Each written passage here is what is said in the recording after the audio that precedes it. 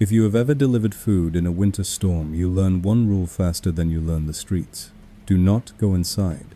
Not for a bigger tip. Not because someone sounds lonely. Not because the app is glitching and the customer swears they cannot come out. Your car is your only safe room, and the moment you step across a stranger's threshold, you are no longer a driver, you are a visitor, and visitors can disappear.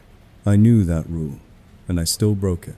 On the night the blizzard turned my little town into a white tunnel, and my phone kept buzzing like it was possessed. It started as a good shift. That is the dangerous part. The storm had not fully hit yet, so the roads were wet instead of frozen, and people were tipping like they were paying for guilt. My dash showed surge pay, and every order was something hot and greasy, the kind of food you buy when you do not want to cook, or you do not want to leave the house. By 10, the snow thickened into curtains. Streetlights became halos. The world shrank to the narrow cone of my headlights and the frantic sweep of my wipers. I told myself one more delivery, then I would go home, crawl under a blanket, and let the wind scream at someone else. That was when the order came through. 1 large pepperoni extra cheese paid in full tip to be added after delivery. The address was on the edge of the county, far enough out that the map looked like a mistake. The customer name was just a letter J. Notes door is open. Just come in. Tip on the counter. I laughed because I thought it was a joke. People write dumb notes all the time. Leave it in the mailbox. Meet me by the shed. My dog is friendly, but this note was different. It read like an instruction, not a request, like the kind of thing you would say to someone who had already agreed. I should have declined it.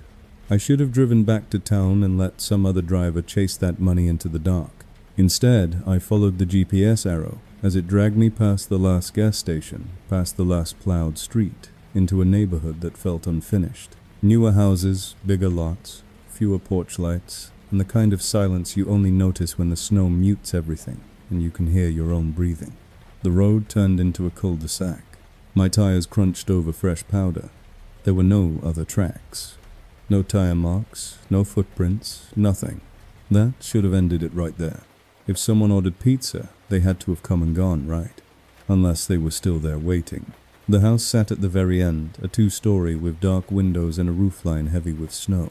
The only light was the weak glow from my own headlights, sliding over the siding. I parked with my car angled to leave like always. I took the pizza bag, zipped it tight, and stepped out. The cold hit me like a slap. The wind was loud out here.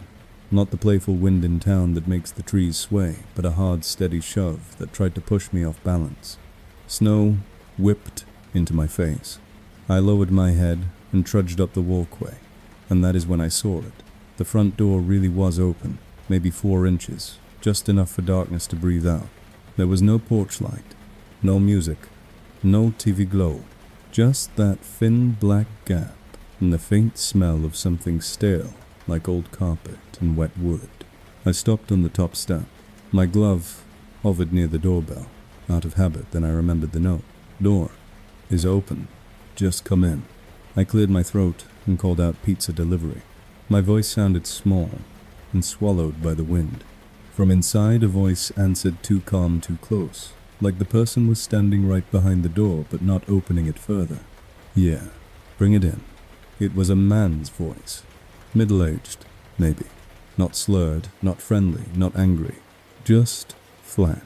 I stayed on the threshold. I held the pizza bag out like an offering and said I can leave it right here. The voice replied, no, come in. The tip's inside. In that moment, my brain did what brains do. It tried to make this normal. Maybe he is disabled. Maybe he has a sleeping baby. Maybe he is sick. Then I looked down at the snow on the porch. There were no footprints leading to the door. Not one. The snow was smooth, untouched, except for my own prints and the fresh scuffs from my boots. That meant the door had been open before the snow started falling hard, and no one had stepped out since. Or someone had and they did not leave prints. I forced a laugh and said, "Sir, company policy, I can't enter." The voice got sharper, but not louder. "Then you don't get paid. Come in. It's warm." Warm. That word did not fit the house. The air that leaked through the crack was not warm. It was cold and damp, the kind of cold that lives in basements. I backed down one step. My hand went to my pocket where my phone was. I wanted to hit the call button, but who would I call? The cops. For a weird vibe. The voice said my name. Not from the app. Not the generic, "Hey driver." My actual name. Like he had read it off a badge that did not exist. That is when the fear finally cut through the rationalizations. I had never said my name. I had not knocked. I had not texted. I took another step back, and the door moved, not opening, but shifting, like someone leaned on it from inside, trying to widen the gap without showing their face. In the darkness, something pale flashed, not a hand, more like the edge of a cheek or a forehead. Then it disappeared again.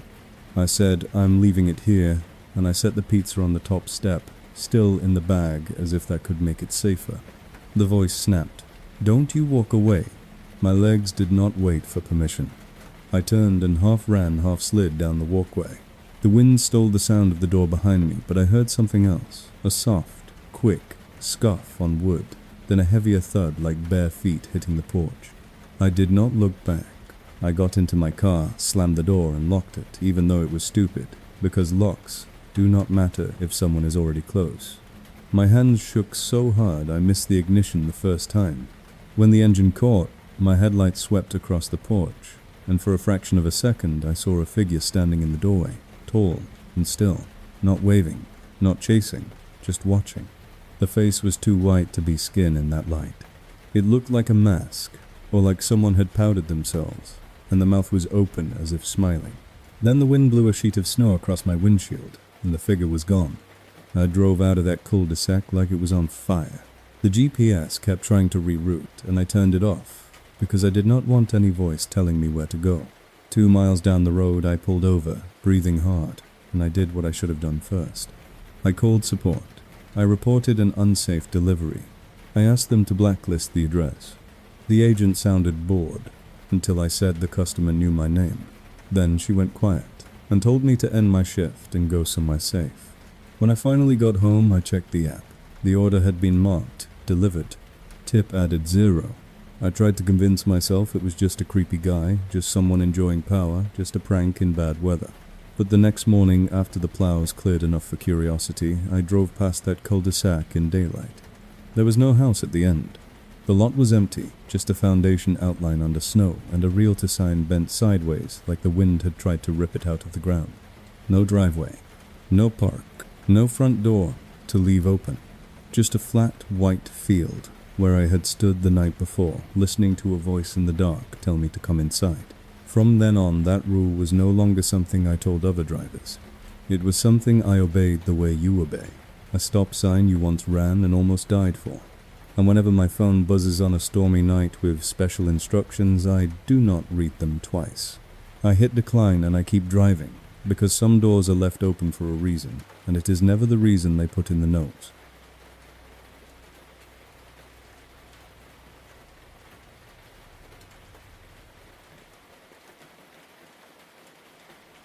The worst part about delivery work is that nothing ever feels like a horror movie at first. It feels like routine. You park, you breathe, fog into your scarf, you carry the food, you get a thank you, you leave.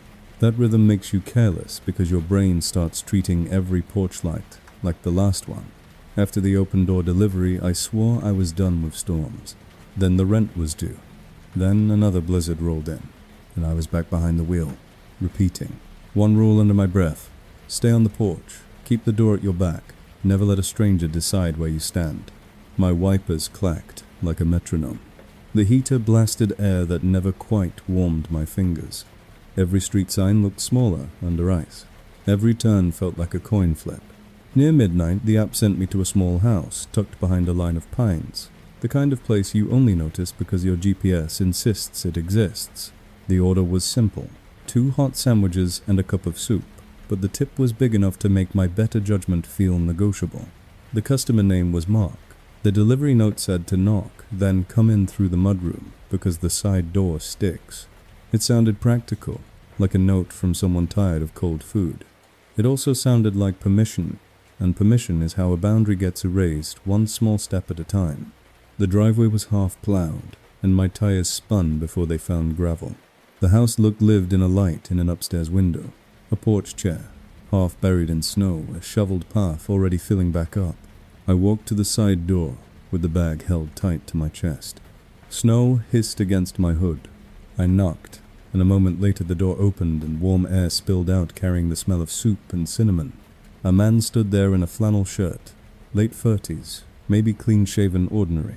He smiled like we were neighbors. "Thanks for coming out in this mess," he said. "Come in.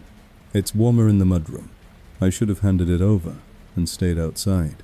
Instead, I stepped just inside the narrow entry, a mudroom with coats on hooks and boots lined up along the wall. The door closed behind me, and I heard it, a small, sharp turn, then the heavier clunk of a deadbolt. Not the wind, not the door settling. A lock being thrown on purpose. My body went cold, in a way the blizzard could not compete with. The man's smile stayed, but his eyes changed. They went from friendly to measuring like he was checking what I could reach, what I could see, and how quickly I could move. "Just set it on that bench," he said, pointing to a wooden seat beneath a row of hats. I set the bag down slowly and kept my voice casual. "All set then. I'll head out." He shifted his hand on the knob, blocking it without looking like he was blocking it. "Door gets crazy in this weather," he said. "I don't want it blowing open." The words were reasonable. The calm was not. I reached toward my pocket for my phone, and his eyes dropped to my hand. "Reception is bad out here," he said, like he was warning me about the road, not about him. I forced a smile, because sometimes a smile buys you seconds. "Stay warm," I said. I stepped toward the lock. He matched me a half step that turned the space into a cage. "You drove all the way out here," he said. "Least you can do is come say hi to my sister. She's shy." The interior door deeper into the house was closed, and I heard something behind it, a faint scraping like furniture shifting or someone repositioning. Then I heard softer sounds, careful footsteps, like someone walking barefoot on tile. I said I can't. Company policy. I'm not allowed to go inside. His smile widened. "You're already inside." He angled his body so the knob was no longer visible, and that is when I noticed what he was holding. A roll of thick tape tucked in his palm like it belonged there. He did not raise it. He did not threaten. He simply let me see it. Then he watched my face, waiting for the moment fear would make me quiet. My brain tried to bargain. Maybe it was for boxers. Maybe it was nothing. My body did not bargain. I lunged for the deadbolt. His hand snapped out and caught my wrist, not hard enough to bruise, hard enough to steer. "Easy," he said. Still calm, still neighborly. And that calm was the worst part. Behind the interior door, the scraping stopped, as if whoever was there had frozen to listen.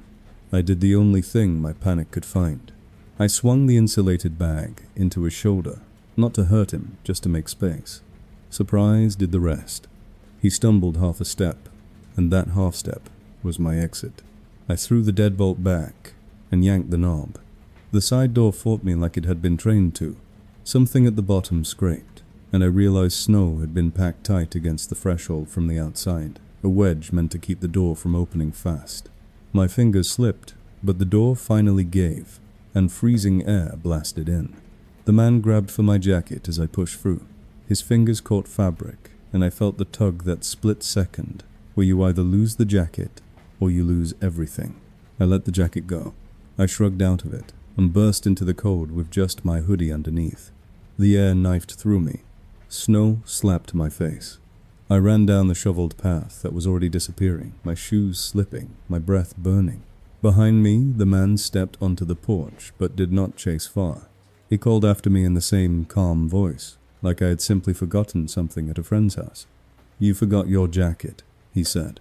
That line hit harder than any threat because it sounded like a promise that he would keep it and therefore keep me on his mind. I dove into my car, locked the doors, and drove off so fast my tires fishtailed. Half a mile away I pulled over, shaking, and realized my wallet and my license were in that jacket.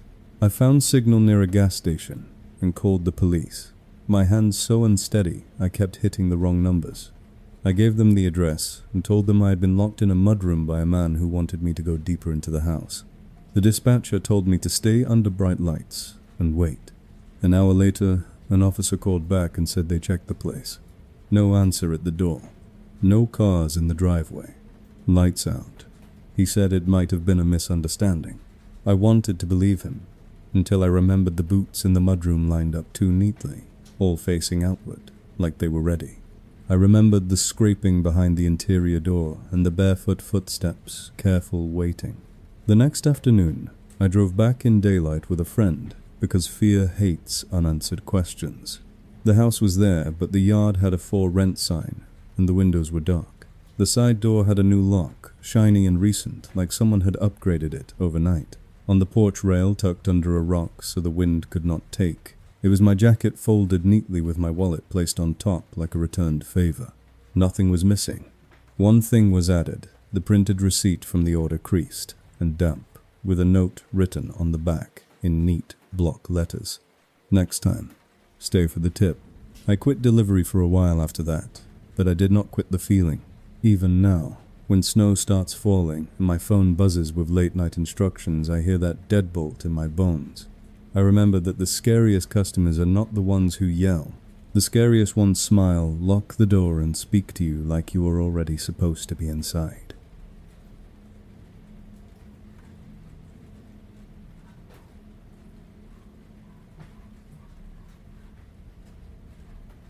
There's a special kind of fear you only learn on delivery jobs, the kind that doesn't come from dark roads or barking dogs, but from the moment a customer turns tipping into leverage like money as a hook, and you're the thing they expect to.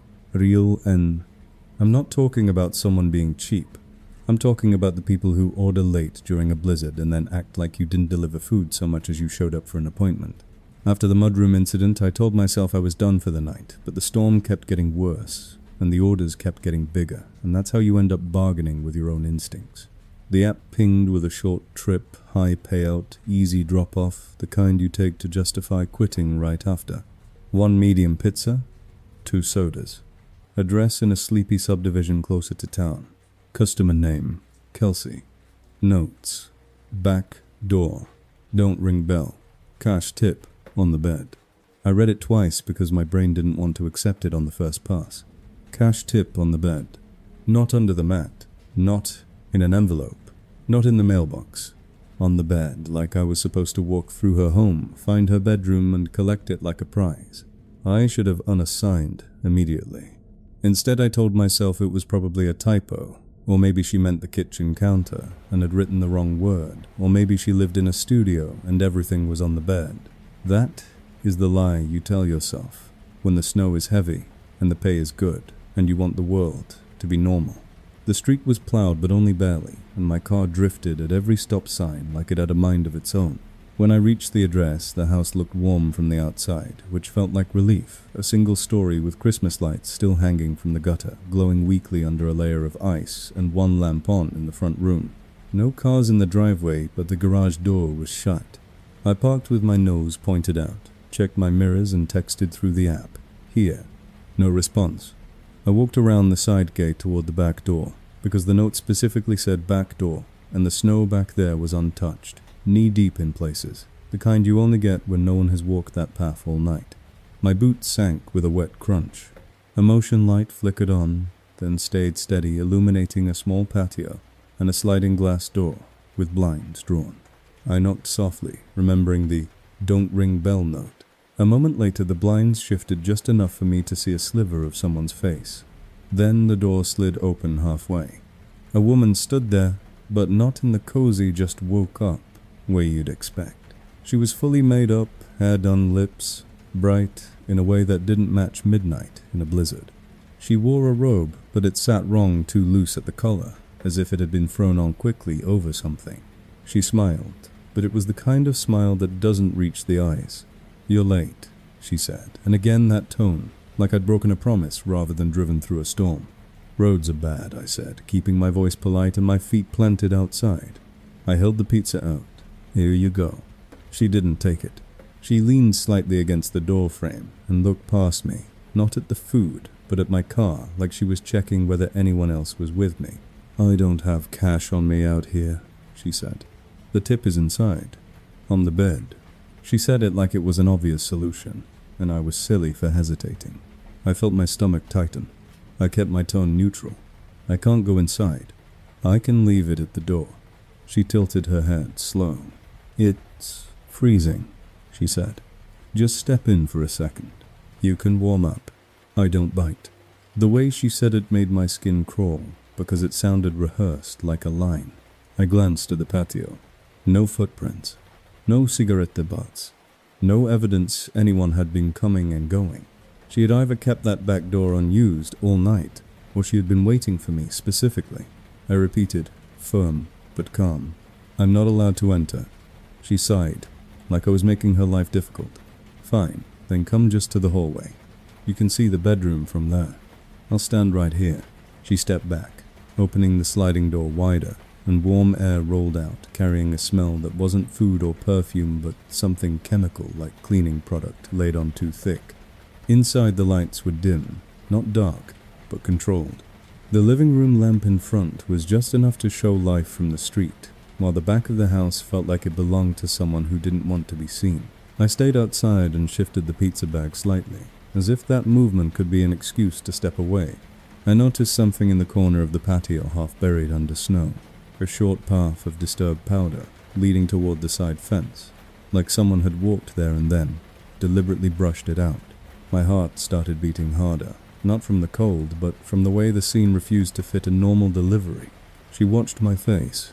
When she realized I wasn't moving, her expression tightened. "You want the tip or not?" she asked. I said, "I'll take it through the door if you have it." She stared at me for a long second, and then she did something that made every alarm in my body scream.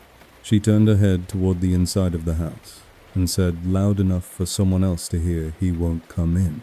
The words landed like a weight. I hadn't said yes to anything, but she spoke as if she was reporting on a plan. From somewhere deeper inside, I heard a soft sound, a shift like a foot on carpet. Not her, someone else. She smiled again, too quick. "Come on," she said. "Don't be weird. It's just a hallway." Another small sound from inside, closer now, followed by a faint click that I recognized instantly because I had heard it 100 times in my own home. A door latch, turning slow and careful, trying not to make noise. I didn't wait to see what door it was. I set the pizza down on the patio table beside the sliding door and stepped backward. "I'm leaving it here," I said. "Have a good night." Her smile vanished. "Seriously," she snapped, and her voice dropped into something colder. "Just take your tip." She moved forward one step onto the patio, and I saw her hand behind her back, holding something small and dark. Not a weapon I could name, but something she didn't want me to see. The click inside happened again, and this time it was followed by a whisper of movement near the edge of the sliding door, like someone was about to step into the frame from behind her. I turned and walked fast, then ran, because my legs had already decided. Snow grabbed at my boots. I hit the side gate, fumbled it open, and burst into the front yard, lungs burning. Behind me I heard the sliding door slam shut, then open again, then a voice, male this time, muttering something I couldn't make out. I dove into my car and locked it with my thumb shaking on the button. My headlights washed over the front windows as I backed out, and for a brief second I saw movement inside the house, silhouettes crossing the living room that had not been there when I arrived. More than one. I drove away with the taste of metal in my mouth, and halfway down the street my phone buzzed with a message through the app. It wasn't from support. It was from Kelsey. "Where are you going?" The punctuation was wrong, the words too flat, like someone who doesn't usually text. I didn't respond. Another message came. "You forgot your tip." Then, "Come back." Back door. My hands tightened on the wheel until my knuckles ached. I pulled into a gas station under bright lights and reported the delivery as unsafe. The app asked for details, and I wrote the simplest truth. Customer demanded entry tip location was in bedroom. I heard another person inside. I left food outside and fled. The next morning, curiosity tried to claw its way back, in the same curiosity that always follows fear, the one that says, "Maybe you overreacted." I drove past the house in daylight. The Christmas lights were gone. The front lamp was off. The windows were bare, no furniture, no curtains, nothing. A sign on the porch railing read, "Property available, call," for showing like it was a staging listing that hadn't been staged. The back patio I could see from the side street looked clean and empty, as if no one had stood there at all. On my app, the order was still there in my history, but the customer name had changed to unknown, and the address line had a strange error. Numbers missing, like the system couldn't hold on to them. I tried to tell myself it was a scam, a prank, some twisted game, but I can't stop thinking about the moment she turned her head into the house and said, "He won't come in," like my refusal wasn't the end of the conversation, just a complication. As if the delivery was never the point, as if the tip was never money, as if the only thing that mattered was getting me past that door, even for 1 second, because 1 second is all it takes for a lock to click and for a job to become a story you survive, instead of a shift you finish.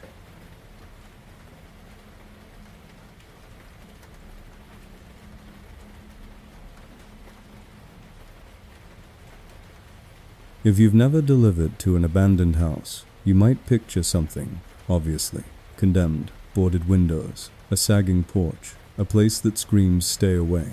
The truth is, worse. Sometimes the house looks only slightly wrong, like it's pretending to be empty, and you don't realize it until you're already standing at the door with warm food in your hands and the storm at your back, and you understand that someone chose that address on purpose, because no one will come looking fast. The night I got the abandoned house order, the blizzard had shifted from heavy snow to that fine needling kind that gets into your eyelashes and makes every breath feel like swallowing glass. I was tired, hungry, and jumpy from the last few deliveries, but the app tossed me a run that seemed harmless. 1, family size, pasta tray, breadsticks, extra marinara. The tip was already included, and unusually high. The customer name was A.H. The note said, "Leave at front door. Do not call. Do not knock. Just leave it." That should have been a relief. No interaction, just drop and go, but it made the hair on my arms rise because it sounded less like "don't wake the baby" and more like "don't announce yourself." The address sat on a road I hated, a stretch of old houses and long lots, where the streetlights were spaced too far apart, and the trees leaned in like they were listening.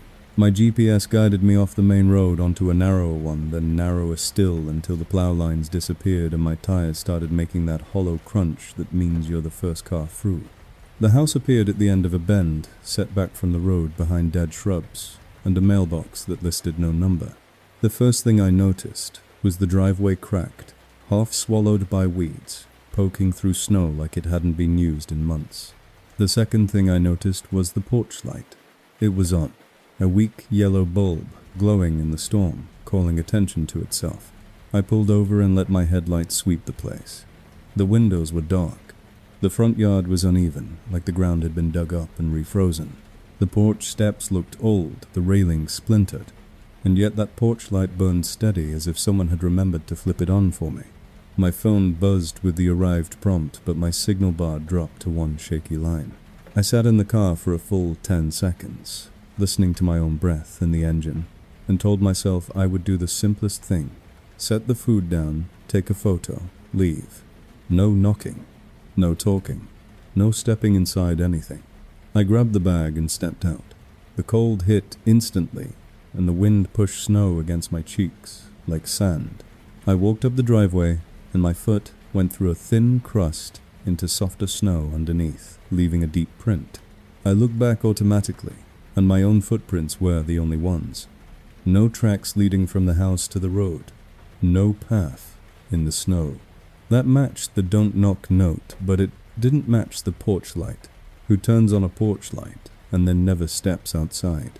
The closer I got, the more I could see the details. The front door was painted, once white, now blistered and peeling. The mailbox on the porch was stuffed with damp flyers, swollen and ruined. A window to the right of the door had a corner crack, like a spiderweb. This was not a home that someone lived in comfortably. This was a place someone used or hid in. I reached the porch and set the bag down near the mat, angling it away from the snow. My phone camera opened slowly, lagging the cold, draining it. I snapped the delivery photo and turned to leave, and that's when I noticed the door. It wasn't closed all the way.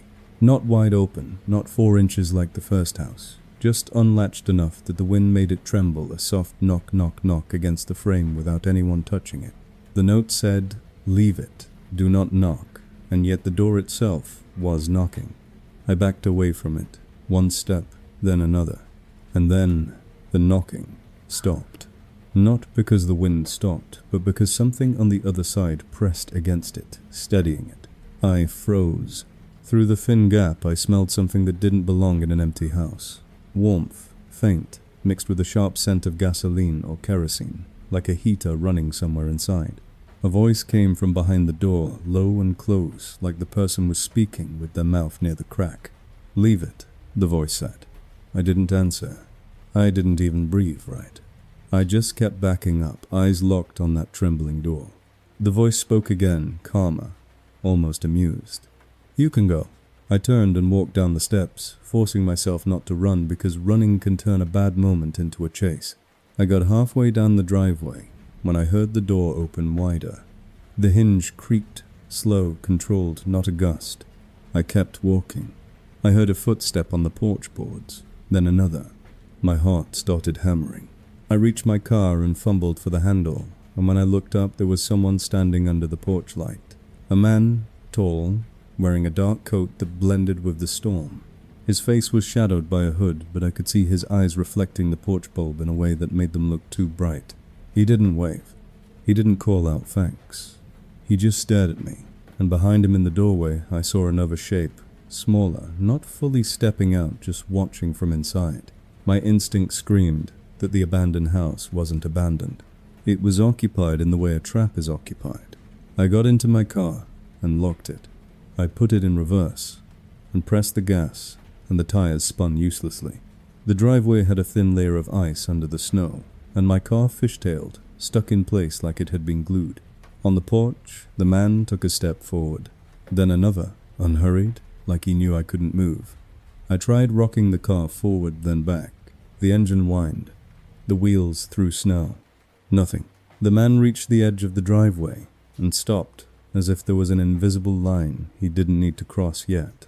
He lifted one hand and pointed not at me but at my headlights, then made a slow twisting gesture with his fingers like he was telling me to turn them off. "Turn off your lights," he said, and the words were mild, like a request, but they landed like a command. My headlights were the only thing between me and the dark road behind him. If I turned them off, I would be blind. I shook my head. The man smiled faintly, and it was the kind of smile you see on someone who has already decided how this ends. He took another step closer, and the smaller shape behind him moved too, sliding into the doorway's edge. I slammed the gear into drive and floored it. The tires finally caught for half a second, enough to lurch forward, then they slipped again. The car crawled like an animal in deep snow. The man started walking toward me faster now, and I saw his arm lift something long in his hand. That could have been a tool, a stick, anything. The shape in the doorway leaned out, and for a heartbeat, the porch light illuminated a face that looked wrung, too pale, too still. Then it retreated.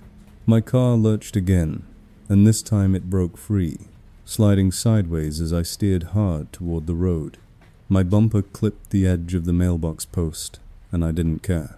I hit the street and kept going, tires skidding, my hands locked on the wheels so tight they cramped. In my rearview mirror, the porch light shrank into a yellow dot, and the man remained under it, not chasing, just watching me leave, as if the leaving was part of the script. 2 miles down, my phone regained signal and immediately buzzed with a message from the customer. It wasn't, "Thank you." It wasn't, "Where's my food?" It was one sentence, "You weren't supposed to look at the door." I almost dropped the phone. I kept driving until I reached a brightly lit parking lot, then called support and reported the address. The agent asked if I was safe. I said yes. I wasn't sure I believed myself. The next day in daylight, I did what fear and curiosity always force you to do. I looked it up. The county property records showed the house had been condemned after a fire 2 years earlier. No utilities. No legal occupancy. Photos online showed boarded windows and a charred interior. Yet, I had seen a porch light. I had smelled heat. I had heard voices. And when I drove past in the afternoon with the sun out and my nerves still buzzing, the porch light was gone, the bulb missing entirely, the fixture hanging empty like a socket. The front door sat closed and a fresh layer of snow on the porch showed no footprints at all, as if no one had stood there in the storm watching me struggle to escape. But on the driveway near where my tires had spun, there were drag marks in the snow, long straight lines leading toward the side of the house, like something heavy had been pulled away after I left something they didn't want the morning to find. From then on, whenever an order tells me not to knock, not to call, just leave it, I don't feel relieved. I feel warned because sometimes those notes aren't about convenience. Sometimes they're about keeping the night quiet while you do exactly what they expect. Walk up alone, set down the bait, and stand in the perfect spot for a door that isn't fully closed.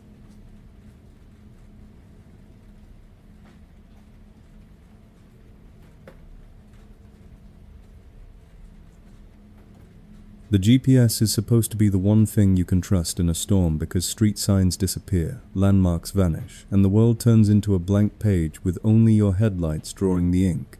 But the longer you drive in a blizzard, the more you realize the GPS isn't a map. It's a voice. And on the night it tried to lead me off a cliff, it didn't feel like a bug or a glitch. It felt like something making a choice. The order came in just after 1 a.m.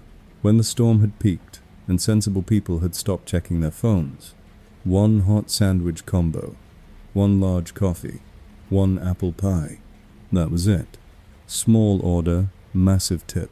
The kind of tip that makes you think somebody out there is desperate or generous, or both. Customer name was Evan. Notes: please don't cancel. I'm stranded. Bring it to the pin. The address line was strange numbers and a road name I recognized, but the delivery pin sat a mile off from any house icon floating in a blank stretch of county land. I hesitated with my thumb over decline. Then the app flashed a message from the customer. Before I'd even accepted, I can see you on the map. Please. I'm freezing. That got me. The human part of me overruled the smart part. I accepted. The GPS started talking immediately. Smooth and confident, guiding me away from town, away from lit roads, onto a state route that looked like a black ribbon swallowed by white. At first, it made sense. The route hugged a ridgeline that cut across the county. It was a faster way to the far side. I'd driven it in summer a dozen times. In winter, it was the road everyone warned you about. Steep drop-offs, no guardrails in places, and wind that slapped snow sideways so hard it felt like the storm was trying to erase the asphalt. My headlights caught the reflective posts along the shoulder, blinking in and out like a heartbeat. The lane lines were gone. Everything was snow and shadow. Every curve felt sharper than it used to. I drove slow, both hands locked on the wheel, eyes flicking between the road and the screen. The pin stayed ahead of me like a lure. I texted through the app, just to reassure myself I'm on the way. Était à 12 minutes. A second later, Evan replied, "Thank you. Don't stop on the main road. The plow trucks come fast." I stared at that message for a second too long. Don't stop on the main road. It sounded less like safety advice and more like instruction. I typed back, "Where are you exactly?" The reply came instantly. "You'll see the turnout. Just follow GPS." I told myself stranded meant stranded. Maybe he'd spun out into a ditch. Maybe he was in a car with no heat. Maybe he'd dropped the pin where he could get signal. The ridge road climbed higher. The wind grew louder. My wipers made that frantic rubber squeal as ice formed faster than they could clear it. The app rerouted once, then again, even though I hadn't missed a turn. Each time it shaved off a minute and pointed me farther into the emptier stretch of the ridge. My signal bar dropped to 1 line, then flickered to nothing, then came back like it was breathing. I passed the last marked turnout I knew, just a gravel shoulder, with a scenic sign that was now buried. Then my GPS voice said, in that bright neutral tone, "In 1,000 feet, turn right." There was no right. There hadn't been a right on this road in miles. Then through the curtain of snow, my headlights picked up something narrow, branching off the main road, an unplowed service track barely visible. The entrance marked only by 2 wooden posts and a gap in the trees. My stomach tightened. The GPS repeated, "Turn right." I slowed to a crawl. That service track looked like a mistake, like a logging road that hadn't been used since fall. Snow lay undisturbed across it, smooth and deep. No fresh tire marks. No footprints. Nothing. I texted. "Evan, I'm at a side road." "Is this you?" he replied. "Yes. Come down. Hurry." If I hadn't already had 4 bad deliveries that night, maybe I would have listened to my fear. But exhaustion dulls your instincts. It makes you want the fastest end. I turned onto the service track and immediately my tires sank into soft snow. The steering went heavy. Branches brushed my mirrors. The world narrowed to a tunnel of trees and swirling white. My headlights reflected off snowflakes, so thick it was like driving through static. The GPS line on my screen kept sliding forward, and I followed it because that's what you do when the alternative is admitting you don't know where you are. The track sloped downward gently at first, then sharper. My car crept engine, low tires, hunting for traction. Somewhere in the dark, the wind changed tone deeper, as if the landscape opened. The trees thinned. The track widened into a flat area that looked like a clearing. The GPS voice said, "You have arrived." I stopped. My headlights hit empty snow and a thin line of scrubby grass poking through. No car, no person, no hazard light, nothing. Just a clearing and the suggestion of space beyond it. I rolled my window down an inch and called out Evan. The wind threw snow into the crack and stung my face. No answer. I texted, "I'm here. I don't see you." For a few seconds, nothing came back. Then the message arrived. "You're too far forward. Back up slowly." My throat went dry. Too far forward. The phrase didn't fit the scene. I looked down at my headlight's edge and realized why. Beyond the clearing, the ground didn't continue. The snow fell away into darkness so complete it looked like the world ended. My beams spilled out and vanished, swallowed by open air. I inched the car forward just a few inches, and the front tires reached a spot where the snow crust changed texture harder, smoother. Ice. My car shifted, not moving forward, just settling, and I felt that tiny, floaty sensation you get when the ground under you isn't stable. My heart slammed once hard. This wasn't a turnout. It was a drop, a cliff edge, or a quarry. Cut something steep enough that my headlights couldn't find the bottom, and my GPS had brought me to it like it was a driveway. "Back up slowly," Evan's message repeated, as if the app had copied it. "Back up slowly." I put the car in reverse, with my hand shaking so badly I hit neutral first. I didn't touch the gas. I just let the car idle back millimeter by millimeter, praying the tires would grip. My rear-view camera was useless, just white blur. I used my mirrors, but they showed nothing but snow and trees. The wind shoved the car slightly, a gentle nudge that felt like a hand. I backed up a foot, 2 feet. Then my phone buzzed again. "Turn off your headlights." That was the moment the situation snapped into clarity. Nobody stranded in a blizzard tells you to turn off your headlights. Nobody cold tells you to make yourself blind. That wasn't about safety. That was about control. I kept backing up. My tires hit softer snow again and finally bit.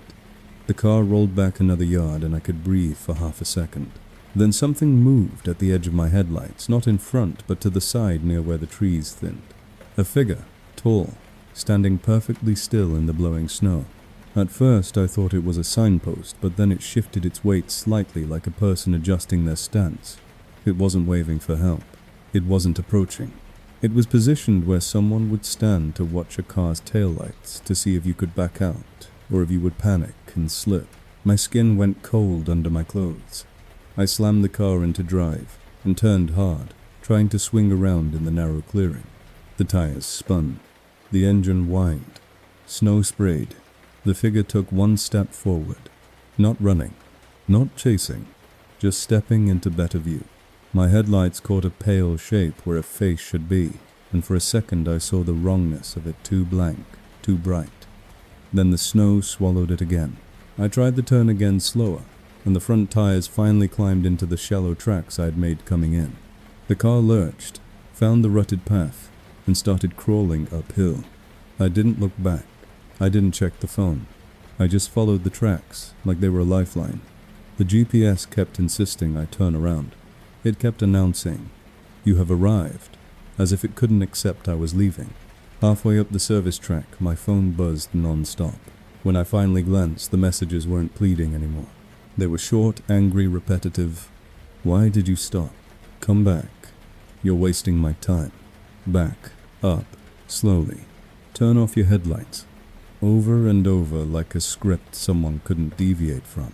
When I hit the main road again, the wind felt different, less intimate, and I realized how isolated that service track had been.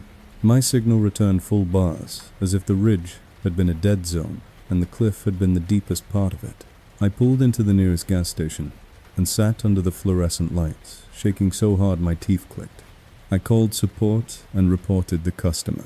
While I was talking, I searched the road name and the number in a county map app. The address existed, but it wasn't where the pin had taken me. It was 3 miles away on the other side of the ridge in a normal neighborhood. When I checked my delivery history later, the pin location had changed by itself, snapping back to the real address like nothing happened. The messages from Evan were gone. Not deleted, not archived, just absent, as if the conversation never existed. I drove past the actual address the next day in daylight. A regular house, normal mailbox, kids' toys in the yard. I did not stop. I just kept driving, because maybe Evan was never a person, or maybe Evan was exactly a person. Someone who learned the Ridge Road's dead spots, and the service track to the quarry, and how to place a pin where a car could vanish without witnesses. Either way, the GPS was no longer a helper after that. It was just a voice, and I learned that voices can lie, especially when the snow is loud enough to drown out your own instincts, telling you to turn around.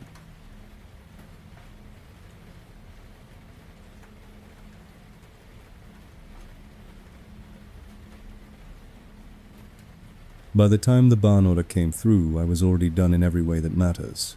My clothes were damp from melted snow. My fingers ached like they were bruised. My eyes burned from staring into white glare for hours. The rational choice was to go home and stop feeding the night new chances to hurt me. But that's not how gig work feels in the moment.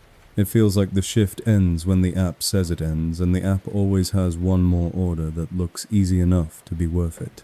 This one was labeled "Hand it to me," but the notes were specific: "Leave it at the barn." Not the house. Barn side door. Don't pull into the driveway. I stared at it for a long time. Who orders hot food in a blizzard, and wants it left at a barn? The tip was huge again, and that was the second red flag. Big tips aren't always kindness. Sometimes they're bait. Customer name was Derek. The order was odd for a farm. 2 large pizzas, a bag of fries, and a single gallon of water. That water stuck in my mind because it felt practical in a way. The rest didn't like someone was packing for something, not eating for comfort. The address was out past town, on a 2-lane road that ran through open fields and then climbed into scattered trees. My GPS showed long stretches with no turns, no businesses, no lights, just black and white. I told myself I would do the safest version of this park on the road, keep the engine running, walk only as far as I had to drop the food, leave. No conversations. No stepping into structures. No problem. When I reached the address, it didn't look like a horror scene. That was the trick. In the snow, farms can look peaceful, almost postcard pretty. The kind of place you'd want to be stuck in if you had to be stuck anywhere. There was a long mailbox line, then a narrow lane that led back to a cluster of buildings. I did not pull into the driveway because the note told me not to. I stopped on the shoulder where my tires could still touch. Pavement put on my hazard lights and sat for a second watching the property. The main house was dark. Not dim, not asleep dark, but empty dark. No porch light. No window glow.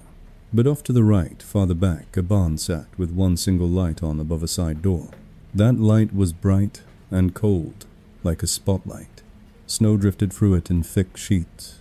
The barn was separated from the house by a stretch of open yard, and the path between them wasn't shoveled.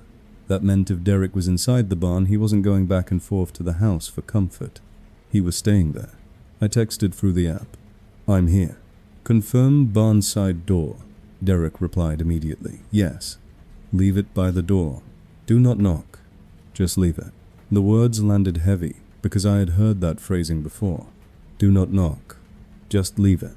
It always sounded like a request for silence, and silence is what predators love. I took the pizza bag and stepped out into the wind. The cold was brutal, and the snow was deep, even near the road, piling in soft ridges. My boots sank as I crossed the edge of the field toward the barn light. With every step I felt more exposed. The road behind me was empty, just a dark line. My car's interior light glowed faintly through the windshield, and I hated it because it made my car look like a beacon and my back look like a target. I kept my head up, scanning. The snow was thick enough that visibility came. In Slice's barn, darkness barn again. Halfway there, I noticed the ground texture change. The snow looked disturbed in places, not footprints, exactly more like white scuffs where something had been dragged or where multiple steps had been brushed out. My heart rate kicked up. I kept going, because turning around in the middle of a field feels like admitting fear, and fear makes you imagine movement in every shadow. When I reached the barn side door, I could see the details. The door was metal, painted red once, now rusted at the bottom. The handle was newer than the door, shiny like it had been replaced recently. There was no welcome mat, no stool, no convenient flat spot to set food. Just hard-packed snow and the door frame. I set the bag down carefully, angled under the overhang so the snow wouldn't bury it immediately. I lifted my phone to take the delivery photo, and that's when I heard the sound from inside the barn. It wasn't an animal. It wasn't a cow shifting weight or hay settling. It was a human sound. A slow exhale close enough to be just behind the door, as if someone was standing there listening to me breathe. I froze, with my phone held out, camera open. I did not move. I waited for a voice to say thanks, or for the door to open, or for anything to confirm this was a normal handoff. Instead, I heard a second sound farther inside, a soft metallic clink like a chain being lifted and set down again. My skin prickled. I took the photo fast, and as I started to step back, the doorknob turned, slowly. Not the quick twist of someone eager for food, but the measured turn of someone controlling how much noise they made. The door opened an inch. Warm air did not spill out. Cold, stale air leaked out, smelling like dust and old wood and something sour underneath. I saw nothing through the crack except darkness and the faint outline of stacked shapes, maybe hay bales, maybe equipment. A voice spoke from behind the door, low and steady. Put it inside. I didn't answer. I took one step back. The voice repeated, more impatient, put it inside. I shook my head even though he might not see it. I said, I can't. I've left it by the door. The crack widened. A hand appeared in it, pale against the darkness, fingers long and slightly curled, like it was waiting to grasp something.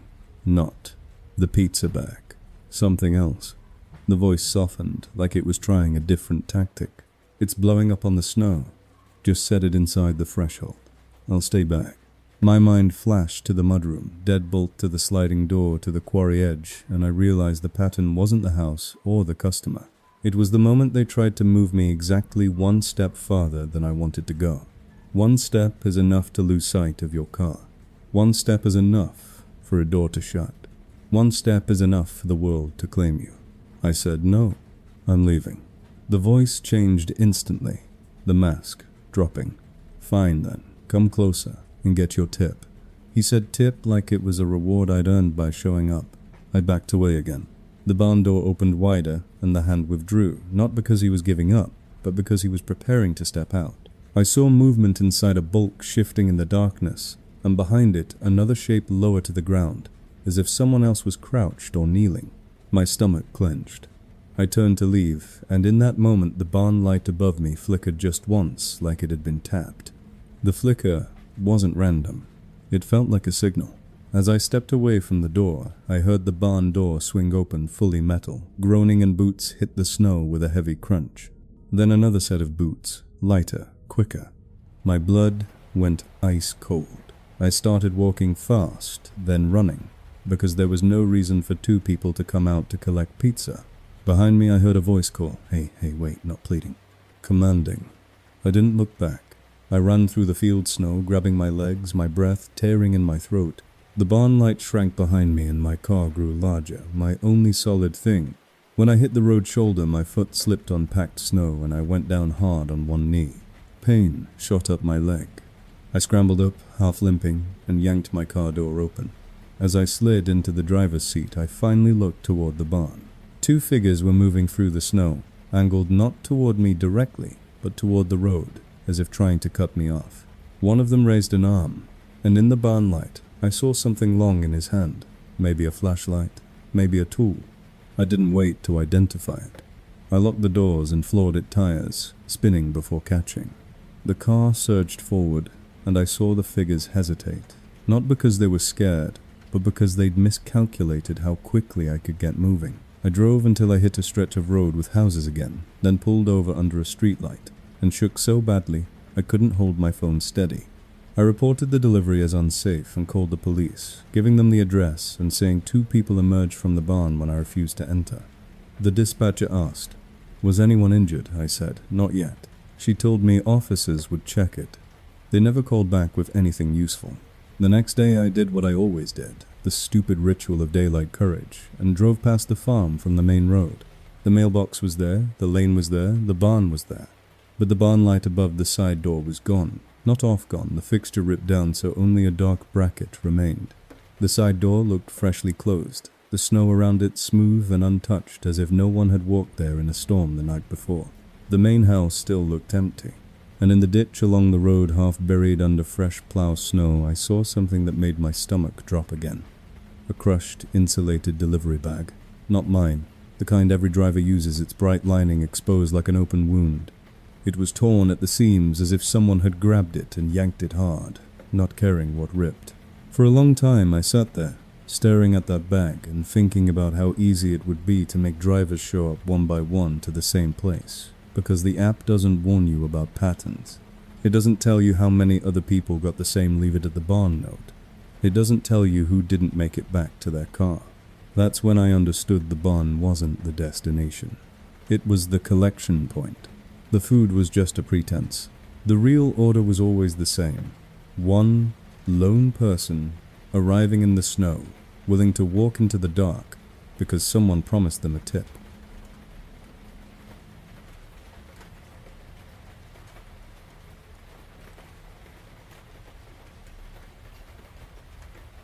There are places you should never deliver to at night, not because they're haunted in the movie sense, but because they're designed for one thing: privacy. Houses have neighbors. Apartments have cameras. Gas stations have witnesses. But a cemetery has none of that. It's fenced. It's dark. And the only people who go there after midnight are either grieving, hiding, or looking for someone who won't be missed. The order hit my phone at 2:07 a.m. while the blizzard was still punching the windshield like it had something personal against me. 1 small cheese pizza. 1 order of wings. 1 single bottle of soda. The payout was absurd. The kind of number that makes you think the system messed up until you realize the customer chose it on purpose. The name was Paul. The delivery note said, "Meet at the cemetery gate. Don't drive in. Walk to the main arch." I read it and felt my stomach drop because I already knew what that meant. It meant he didn't want my car near him. It meant he wanted me on foot. It meant he wanted my engine noise gone. I stared at decline long enough for the app to flash that warning about acceptance rate, and then a message popped up from the customer. "Please, I can't come to you. I'm not supposed to be here." That line hooked something in my brain. Not supposed to be here. It sounded like a confession, but also like bait, a little drop of mystery that pulls you closer. I accepted anyway, telling myself I would do it smart. I'd stay on the road, keep my hazards on, keep the doors locked, walk only as far as the gate drop, the food leave. That was the plan, and plans feel solid until you're actually standing in blowing snow with the dark looking back at you. The cemetery wasn't far, but the roads to it were the kind that make you feel like you've left the world. Trees bowed under ice. Streetlights were spaced too far apart. The GPS voice became the only other presence in the car, and I hated how calm it sounded while everything outside fought to erase the pavement. When I turned onto the final road, my signal dipped and the phone's map lagged, like it didn't want to refresh what was ahead. Then the iron fence appeared through the snow, long and black, with tall spear-shaped bars that looked like teeth. The gate was open. That was the first thing that felt wrong. Cemeteries lock their gates at night. That's not superstition, that's liability. Yet this one sat open by a few feet, as if someone had pushed it earlier and left it that way. I pulled onto the shoulder and angled my headlights so they lit the entrance. My beams caught a stone arch beyond the gate with the cemetery name carved into it, but the letters were blurred by snow and distance. No other cars were parked nearby. No footprints led from the road to the gate, which made no sense because the gate was open and someone had to open it, unless it had been opened before the storm and no one had touched it since. I texted Paul, "I'm here. I'm at the gate." The reply came immediately, "Don't leave it on the ground. Bring it to the arch." I tightened my grip on the steering wheel. I typed back, "I can leave it at the gate." He replied, "The wind will bury it. Please, just the arch." I sat there listening to the engine and the wind, arguing with myself in silence. It was a short walk, maybe 20 yards, and I had done worse that night. But it wasn't about distance. It was about crossing a line, leaving the road, stepping into a place where my car's lights couldn't fully cover me, where the snow would swallow sound. I grabbed the bag anyway because pride is a stupid fuel. I stepped out, and the cold hit like it always does, instant and sharp, the kind that makes your lungs feel smaller. Snow whipped sideways. I walked toward the gate, boots crunching, and I looked down without meaning to. The snow at the entrance was smooth, untouched. The only prints were mine. No tracks leading in, none leading out. I paused under the iron bars and felt that childish instinct to hurry, the one you get when you're in a place you're not supposed to be. I moved through the gate and kept going, eyes locked on the stone arch. It looked bigger up close, older, its surface pitted from weather. The kind of thing built when people thought monuments could keep death polite. The wind quieted slightly inside the fence, not calmer, just different, like the cemetery absorbed sound. My footsteps became too loud. I reached the arch and set the food down against the stone, using the arch as a shield from the snow.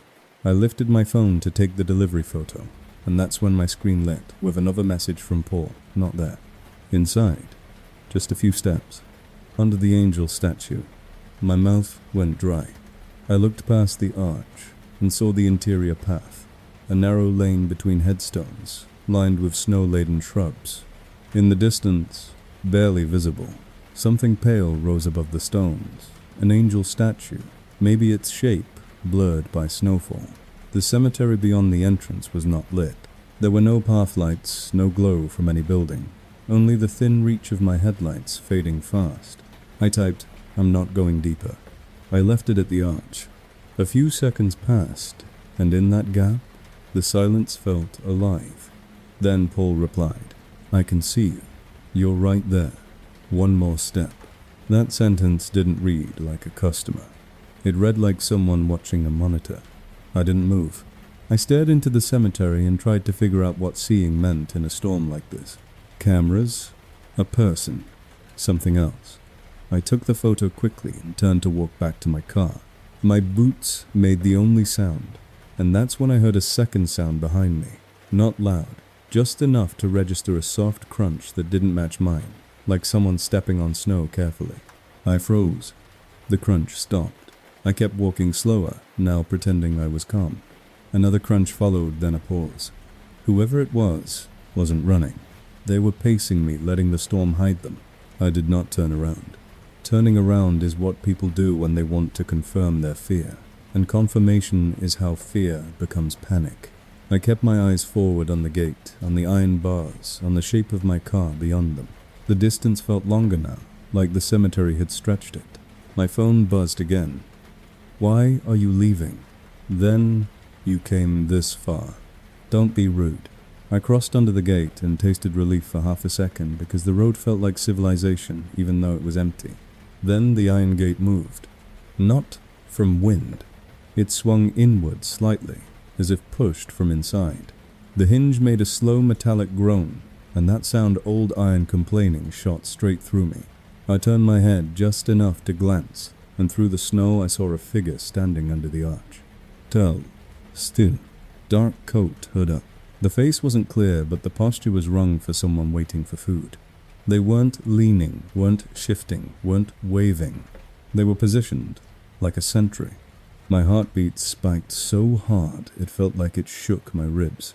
I walked faster toward my car, fumbling the keys, and as I reached for the handle I heard something else from inside the fence, deeper than the crunch of footsteps. A dragging sound like something heavy being pulled slowly across snow or stone. Then a whisper of voices, more than one carried by the wind in fragments that didn't form words. I got into the car and locked the doors so fast my fingers slipped. I started the engine and my headlights swung across the gate. The figure under the arch had moved. It was closer to the fence now, and for a moment the light caught the face pale flat, like a mask or like skin, stretched too tight. Then it stepped back into the shadow of the stones. I didn't wait for it to come forward again. I pulled away tires, skidding on packed snow, and drove until the cemetery was just darkness behind me. My phone buzzed one last time. Not a complaint, not a request, just a sentence that sat in my stomach like ice. You were supposed to come to the angel. The next day, in daylight, I tried to rationalize it. Maybe it was a prank, maybe teens. Maybe someone wanted to rob a driver and chose the cemetery because it's isolated. But I drove back past the gate at noon, and the cemetery was locked, chain wrapped tight, a weathered sign posted that read, "Close it at dusk." The gate wasn't open. It hadn't been forced. It looked undisturbed. And on the snow in front of the fence where my car had been parked the night before, there were no tire tracks. Not mine. Not anyone's. The plows hadn't come down that road, and the snow should have preserved evidence. Instead, it was smooth, like the world had been wiped clean. I stared at it for a long time, trying to remember the exact feel of the steering wheel in my hands, the exact angle of my headlights on the iron bars, the exact way that figure stood under the arch. Because if there were no tracks, then either I was losing my mind from exhaustion and cold, or the cemetery hadn't needed a road to receive me. It had just needed me to accept the order, follow the voice, and step through an open gate into a place where the only thing that remembers you is stone.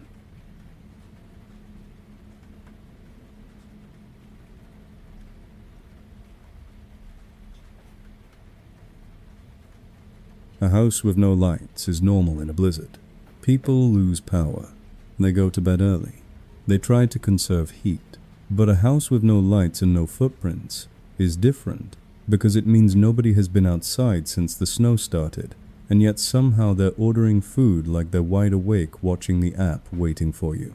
The order came in right after the cemetery incident, and I should have taken it as a sign to go home, because my nerves were already frayed and the storm had that exhausted, relentless quality, like it would keep going until it had taken something.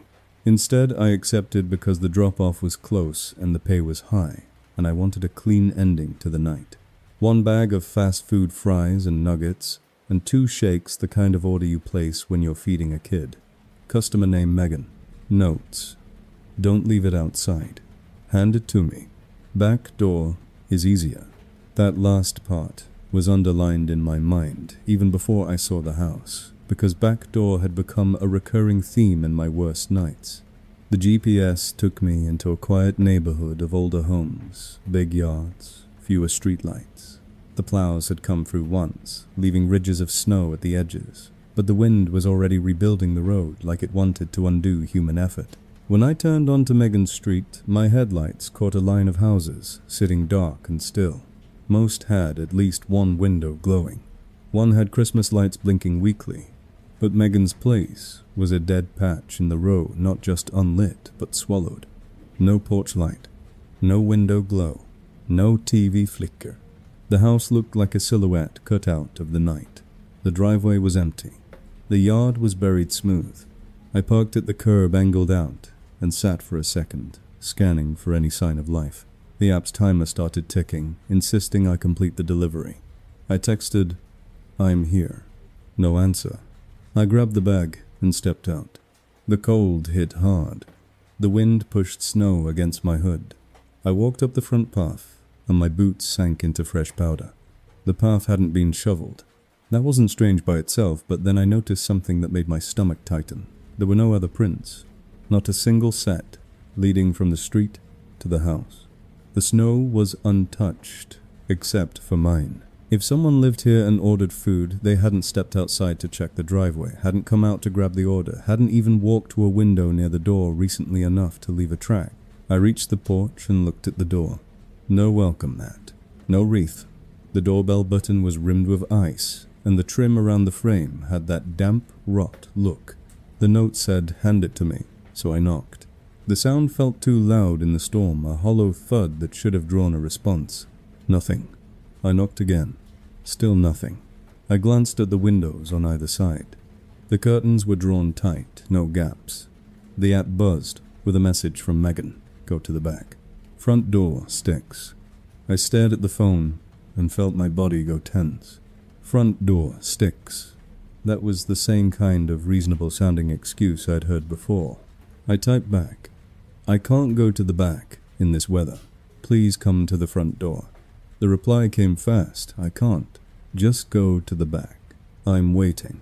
The way she phrased it, waiting, made it sound like I was the one being difficult, like she'd been standing there ready and I was failing the simple task of walking around. I looked down at the porch snow again. Still only my prints.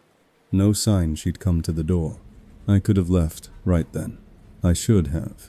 But hand it to me orders trigger that stupid pressure because the app can punish you if the customer claims you didn't try hard enough.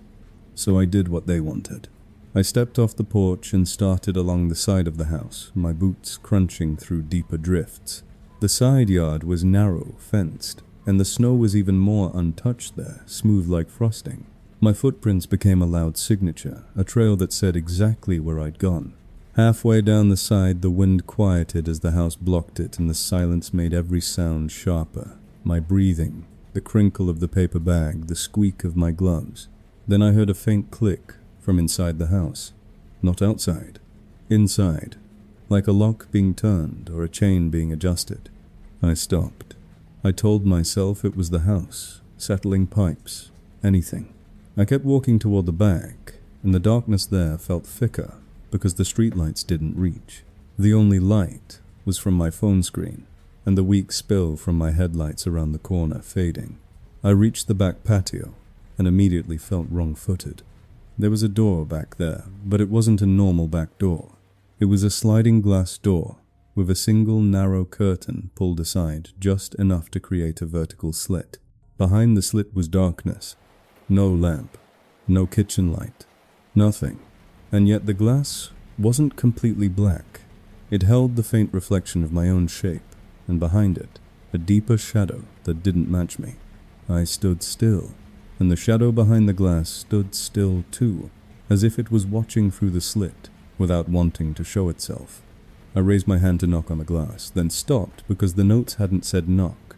They had said, "Back door is easier," like the door expected me. My phone buzzed again, closer. "I can't hear you." I didn't respond. I leaned slightly, trying to see more through the curtain gap. That's when the shadow shifted and the curtain moved a fraction as if someone's fingers had pinched it and pulled it tighter, hiding themselves.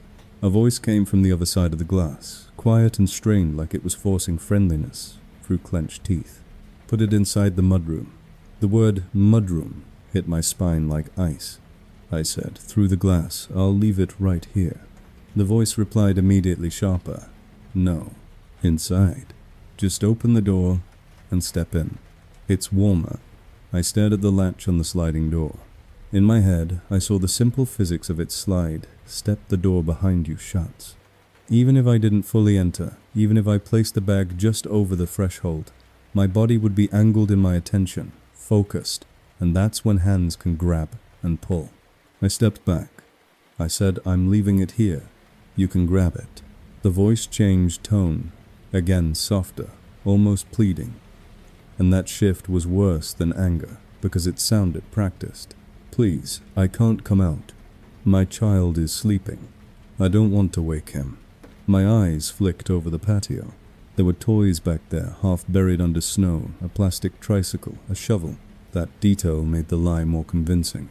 But then I looked at the snow around the toys. Untouched. No little tracks.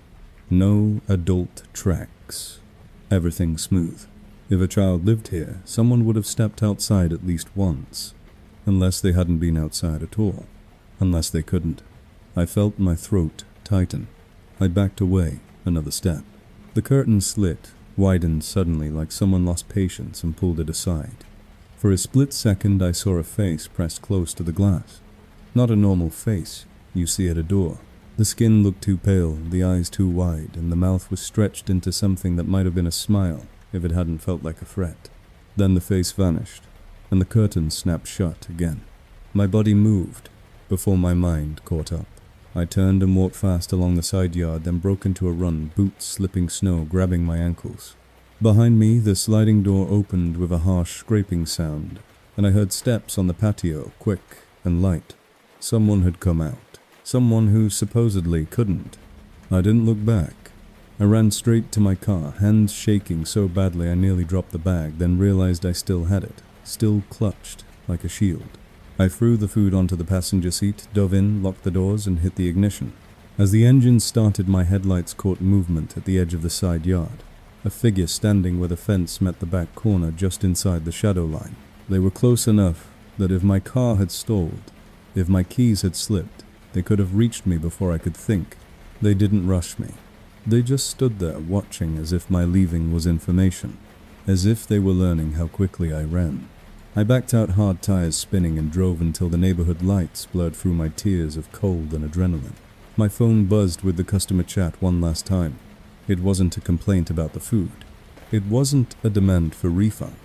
It was a sentence that made my stomach drop into my shoes. The snow hides your tracks if you go the long way. I stared at it while driving, heart hammering, trying to understand what it meant. Then I realized what they were saying. They weren't just watching me. They were watching the snow. They were thinking about footprints, the way hunters think about trails. The next day I drove past the house in daylight, because the need to make sense of fear is a sickness of its own. In the sun, the house looked worse. The windows were dusty. The front porch sagged.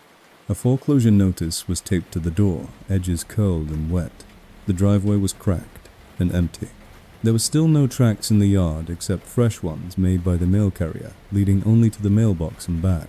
I sat in my car and stared at that notice, and tried to reconcile it with the voice behind the glass, saying my child is sleeping. Then I noticed something else, small and easy to miss on the side of the house. Near the fence line, there was a narrow path in the snow. Not a footprint path, but a dragged, smoothed path, like someone had walked there repeatedly, and then rushed it out, trying to erase evidence. It led from the back patio to a shed, and the shed door hung open, a few inches black inside. I didn't get out to look. I didn't need to, because the point wasn't who lived there, or whether it was haunted, or whether it was a scam. The point was simpler and colder. Someone had been there in the dark, with power over the door, and the silence and the storm, and they had used an order to get me to walk exactly where they wanted me around the house, out of sight, where no porch light and no footprints could.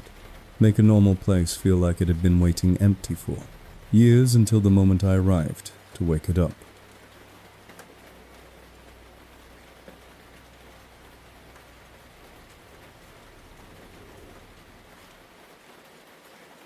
The thing about a dead-end cul-de-sac in a blizzard is that it turns your car into a confession.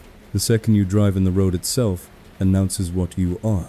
Someone who came alone, someone who trusted a screen, someone who now has exactly one way back out. I learned that on a delivery that looked harmless on paper and felt wrong the instant my tires crossed the mouth of the circle. It was a quick drop order, 5 minutes from where I was parked, under a gas station canopy, trying to calm my shaking hands. 2 cheeseburgers, 1 kid's meal, 1 chocolate shake. Customer name Brent. Notes: don't park in driveway. Pull to the curb. I'll come out. That sounded safe, almost considerate. The payout was high, but not absurd. Just enough to make it feel like a tired parent tipping extra because it's snowing and they don't want to bundle a kid into boots. I accepted because I wanted something normal so badly it felt like a need. The GPS led me into a newer neighborhood, where the houses all looked similar and the snow made them look even more identical, like someone had copied and pasted the same roofline down the street. Plows had come through earlier, but the wind had filled the grooves again, so the road was a pale ribbon, with soft shoulders that could swallow a tire if you drifted an inch too far. As I drove, the app chat popped up with a message from Brent before I arrived. "Where are you?" I answered automatically, 2 minutes out. He replied, "Don't miss the turn." It was a weird thing to say in a place with one obvious entrance, but I told myself he was just anxious. The street ended in a cul-de-sac, a perfect circle, bordered by houses and a small patch of trees behind them. In daylight it probably looked charming. In the storm it looked like a bowl. My headlights swept across the circle and landed on something that made my stomach tighten. The only tire tracks in the cul-de-sac were mine, appearing behind me as I rolled in, and the circle itself was unmarked, untouched, like no one had driven in or out since the snow started falling hard. That meant if Brent was coming out, he hadn't done it yet, and nobody else had either. I slowed, scanning the porches. Most houses were dark. A few had faint light through curtains, and one at the far end had a porch light on, but no other signs of life. The GPS pin landed dead center of the cul-de-sac, not on a specific house. The app said arrived. I pulled to the curb anyway, kept the engine running, hazards on doors locked. I texted, "I'm here." The reply came instantly, "Stay where you are. Don't leave." I frowned. That was the opposite of what I wanted to hear. A few seconds later, "Turn your headlights off." My body went cold, in a way the heater couldn't fix. Turn your headlights off is not something a normal customer says, and even if they were trying to be polite about neighbors, nobody cares about headlights in a blizzard at 2 a.m. I didn't respond. I kept my lights on and shifted my car slightly, so I was angled toward the exit, because that's the only comfort you can buy in a trap, the illusion of readiness. Another message, "I can't see you if they see you." My throat tightened. "They." I typed back, forcing a normal tone. "I'll leave it at the curb. You can pick it up." The reply, "No." "Hand it to me. Don't be difficult."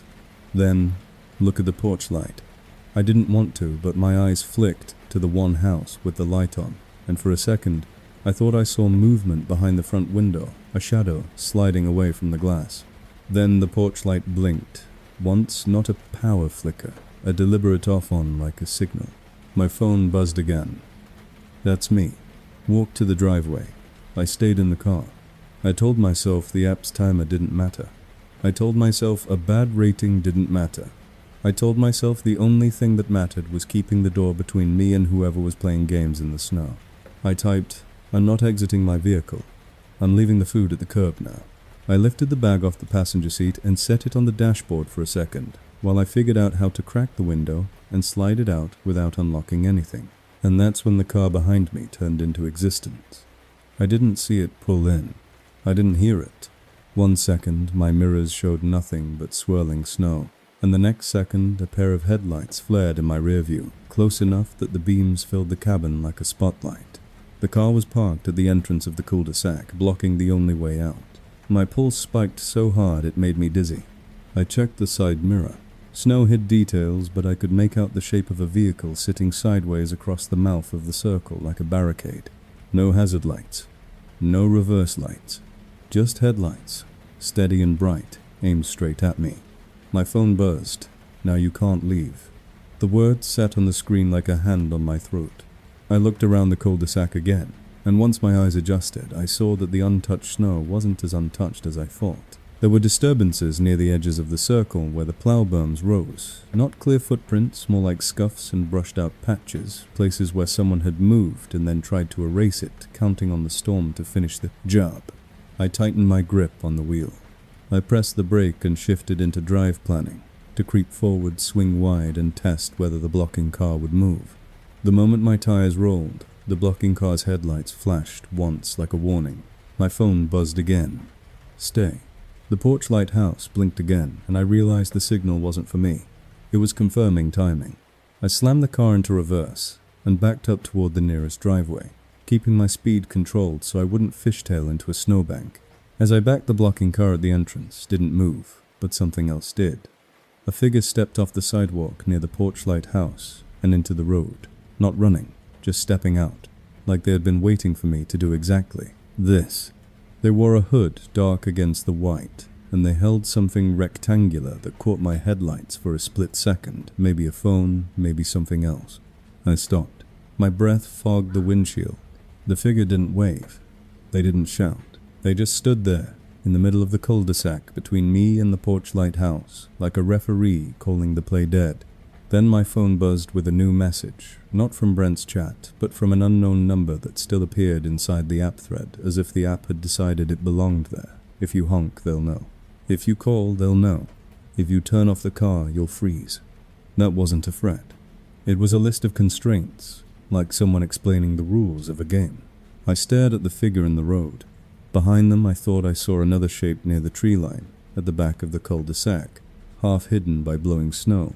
A dark inside the dark. Two figures. Two positions. One blocking me from the front, one holding the exit. I realized with a cold clarity that this wasn't about a burger. This was about seeing what I would do when every option got narrower. I did the only thing that still belonged to me. I turned the wheel hard and drove up onto a lawn. Snow sprayed. The tires churned, grabbed, slipped, then grabbed again. I heard the ugly scrape of my undercarriage hitting something buried, maybe a curb, maybe a decorative rock. I didn't care. I cut between two houses where the yards met, aiming for the side street I remembered from the way in. The car bucked and fishtailed, but it moved. Behind me, the figure in the road started walking fast toward my path, and the blocking car's headlights shifted slightly as if it was turning its wheels to follow. I kept going, engine roaring tires carving a trench through powder. The gap between the houses opened onto a narrow side lane, and I hit it with a jolt, bouncing over a plow ridge that slammed my suspension like a punch. But I was out. I was on a street that led back toward a main road, with lights, with cameras, with normal life. I didn't stop until I reached a grocery store parking lot, and parked under a lamp so bright it made the snow look blue. My hands were shaking so hard I could barely hold my phone. The Brent order in my app history had changed. It no longer showed a name. It showed customer. The address line was blank. The chat thread was empty, like nobody had ever typed anything. My delivery bag sat on the passenger seat, still full because I'd been so focused on escape, I hadn't even dropped the food. When I looked at my car the next day, there were long scratches along the undercarriage, and a chunk of plastic missing near the wheel well, like proof my fear hadn't been imagined. But what stayed with me wasn't the damage. It was the feeling of that cul-de-sac, acting like a mouth closing the exit, blocked the porch light, blinking like a signal, and a message that didn't sound like a person asking for dinner, but like a place explaining how it swallows you, if you play by its rules.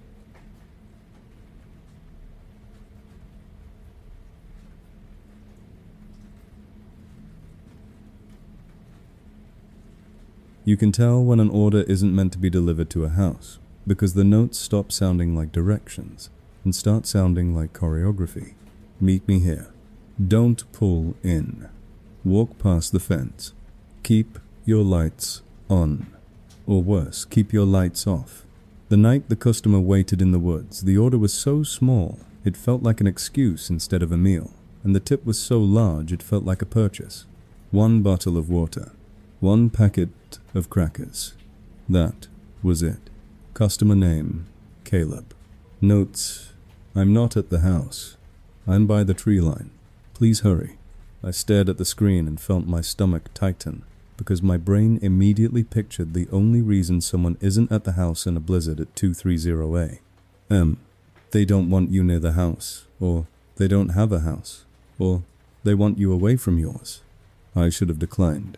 But the day had been nothing but bad decisions stacked like snowdrifts, and part of me wanted to believe this one could be simple, even compassionate. Someone stranded, someone lost, someone cold.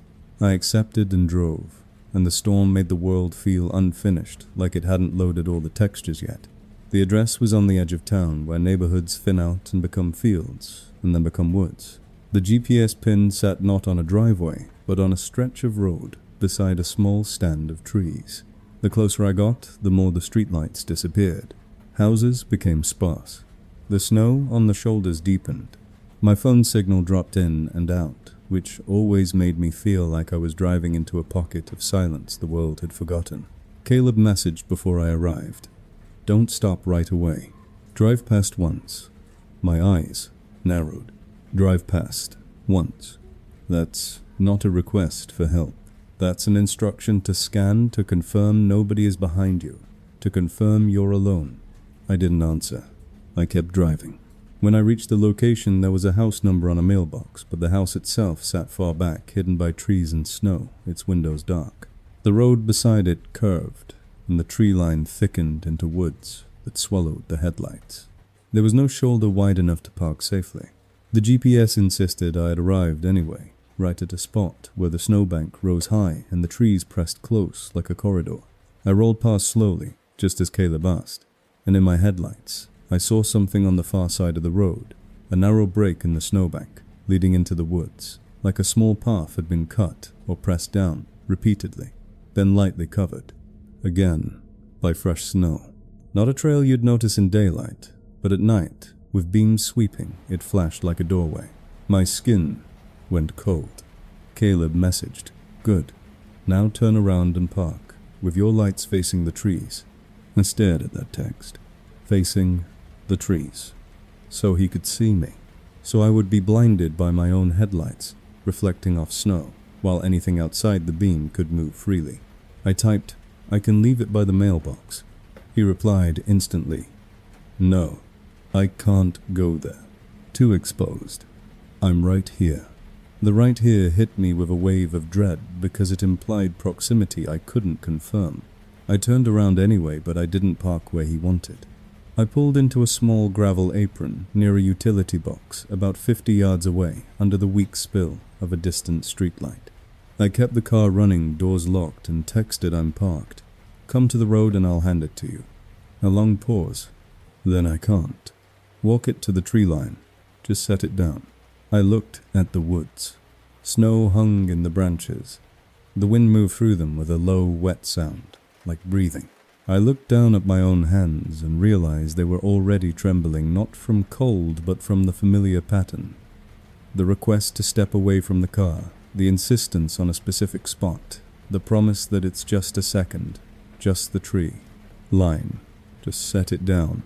One step more than you want. I said no. I typed, "I'm not walking into the woods. I'll leave it at the edge of the road. If you want it, come get it." Caleb replied, "Please, I'm bleeding." That sentence hooked my empathy like a fish hook. Bleeding. If it was true, it meant time mattered. If it was a lie, it meant he knew exactly which word would make me doubt my refusal. I stared at the glove compartment where I kept a first aid kit.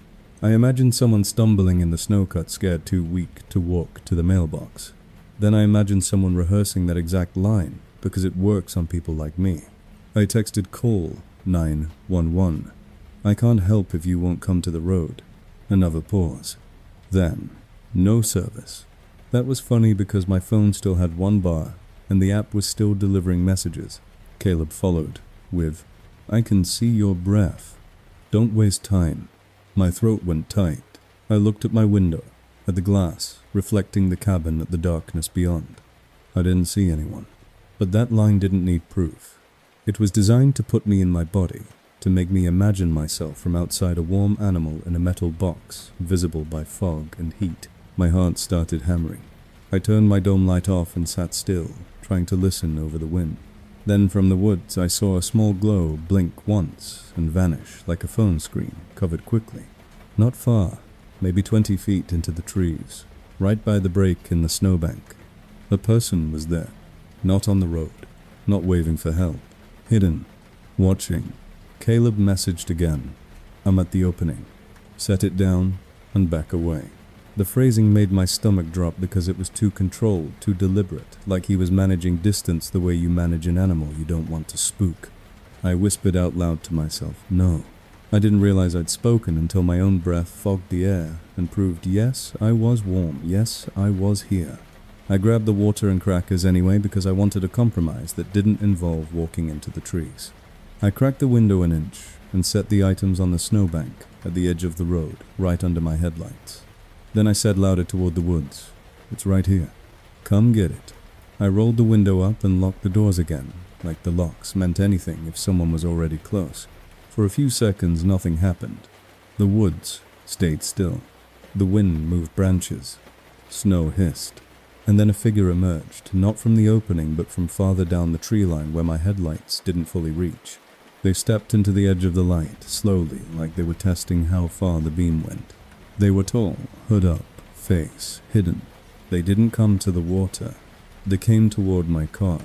My chest tightened. I hit the horn once, a short blast, and the sound cracked the night like glass. The figure stopped.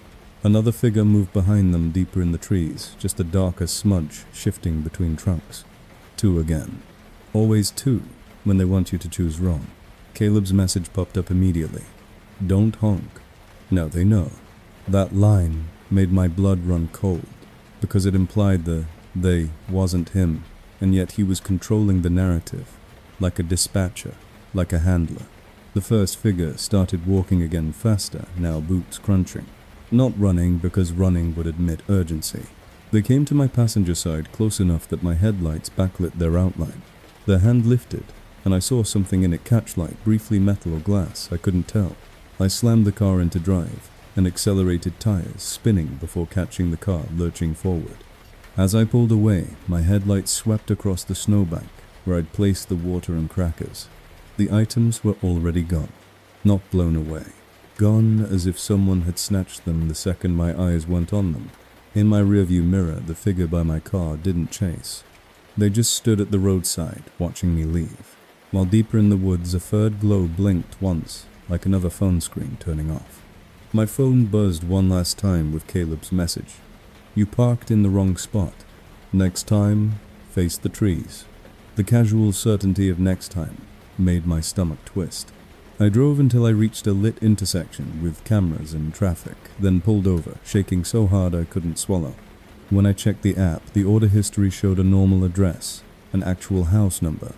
Yet when I searched it the next day, the property was a vacant lot, slated for development, nothing built, yet just survey stakes and a sign half buried in. Snow. No driveway, no mailbox, no reason for anyone to be by the tree line, except that the tree line was the only thing out there that could hide a person while they waited for a driver who still believed a bottle of water could be an emergency, instead of an excuse. After that night, whenever an order says, "I'm not at the house, I'm by the woods," I don't imagine a stranded customer anymore. I imagine someone standing between trunks with their phone screen turned down, watching the map dot move closer, counting on the storm to swallow the sound of footsteps and the snow to erase the proof that anyone was ever there at all.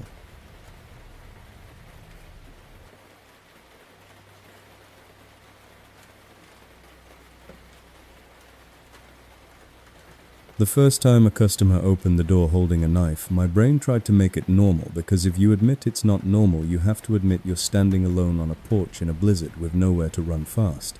People cook. People slice vegetables. People act weird when they're tired. That's what I told myself, as my headlights threw weak light across his driveway and the snow came down so hard it made the world feel like it was shrinking around his house. The order was simple: late-night diner food. The kind of thing that gets delivered when someone doesn't want to leave a warm room. A pot roast plate, mashed potatoes, cornbread, and a side of gravy. Customer name Harold. Notes: knock twice. Don't use the bell. I'm in the kitchen. That note alone made my shoulders tighten, because nobody writes, "I'm in the kitchen," unless they want you to picture exactly where they are, like they're setting a scene. I parked with my car angled out like always, and I sat there for a second watching the house. One window had a faint glow behind a curtain, not enough to feel welcoming, just enough to prove someone was awake. The porch light was on, but it flickered slightly, the bulb, struggling against the cold. I took the bag, stepped into the wind, and walked up the path. Snow swallowed my shoes. When I glanced down, I saw the same thing I'd been seeing all night. Only my footprints, no others, no fresh trail from the door to the driveway, no sign the house had been interacted with since the storm started. That's the part people don't understand unless they've done this job in winter. Footprints are information. Footprints tell you whether someone is actually waiting, whether they're watching, whether they've been outside, whether you're walking into a place that's been sealed up and quiet. I reached the porch and knocked twice, exactly like the note said, because I didn't want to be the reason the situation escalated. There was a pause then, the sound of footsteps on wood slow and heavy, and the door opened abruptly, letting out a breath of warm air that smelled like onions, oil, and something sharp underneath, like raw metal. Harold stood there, wearing a stained apron over sweatpants and a long-sleeve shirt. He was big, not tall exactly, but thick in the shoulders, the kind of man who fills a doorway without trying. In his right hand, held loosely at his side, was a chef's knife. Long blade, clean edge. The porch light caught it and turned it into a bright line. He didn't hide it. He didn't apologize. He just looked at me like he'd forgotten I was a stranger, and this was a porch. "Pizza," he said. "Not pizza," I said, keeping my voice calm and my feet planted outside. "Diner order for Harold." He smiled, and the smile didn't soften the knife. Yeah, I know," he said, and he lifted the knife slightly, like he was gesturing with it, the way someone might gesture with a spoon. "Sorry. Cooking." His tone was casual, even bored, like the knife was a detail. I was silly for noticing. I held the bag out. "Here you go." He didn't take it. He leaned forward a little and looked past my shoulder toward my car. "You alone?" he asked. That question hit me harder than the knife, because it wasn't about the food. It was about whether anyone would miss me in the next 60 seconds. I forced a small laugh. "Just me," I said, because lying can turn a weird man into an angry man, and I didn't want angry. He nodded slowly, like he was confirming something. Then he looked down at the bag and said, "Bring it in. Counter's right there." I shook my head. "I can't enter," I said. "Company policy." He made a sound in the back of his throat, like he was amused. "Policy," he repeated, and he stepped back, opening the door wider, inviting darkness behind him. The kitchen light was on, but it didn't feel warm. It felt like a work light, harsh and bright, showing too much. I could see a counter, cluttered with dishes, a cutting board, a pot steaming on the stove.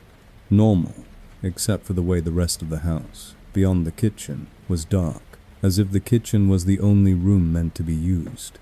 Harold lifted the knife again and tapped it gently against the edge of the cutting board, not threatening, just making a soft metal on wood sound that told me he knew I was listening. "It's snowing sideways," he said. "Don't be stupid. Set it on the counter and I'll grab your tip." The word tip made my stomach tighten, because tips had become the excuse people used to move me where they wanted me. I kept the bag extended like a barrier. "You can take it from here," I said. He stared at me for a long second, and then his eyes flicked to my hands, to the bag, to my throat, like he was measuring distance. His voice stayed calm.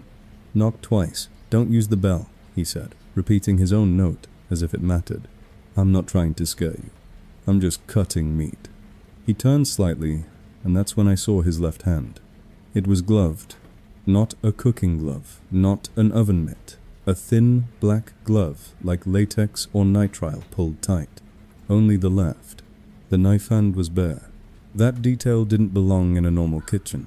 My heart started to thud hard enough. I could feel it in my ears. Harold noticed my eyes, and his smile widened. "You ever cut yourself cooking?" he asked. "Makes a mess." He glanced toward the sink, and in the harsh light, I saw a dark streak on the rim. Not bright red, just a dull stain that could have been sauce, could have been anything, and my brain refused to decide, because deciding would make it real. From somewhere deeper in the house, behind the dark hallway, I heard a sound that turned my blood cold. Not a voice, not words, just a muffled rhythmic thump, like something hitting a wall slowly, repeatedly, and then stopping, as if whoever made it realized they were being heard. Harold's eyes didn't move. He didn't react. That was the worst part. If there was a normal explanation, he would have called out to someone, yelled at a kid, apologized for a dog. Instead, he stayed very still and said softly, "Come on, counter." The knife remained in his hand, relaxed, patient. I backed down one step. "I'm leaving it here," I said, and I lowered the bag to the porch boards right at the edge of the threshold where he could reach it without me crossing the line. Harold's expression changed, not angry, disappointed, like I had failed a test. He stepped forward and for the first time the knife came up higher. Not pointed at me, but held, in a way that made me understand he could close the distance faster than I could turn. "Don't walk away from my door," he said quietly. It wasn't a shout. It didn't need to be. The thump inside happened again, 2 quick hits, then silence. My legs moved, on their own.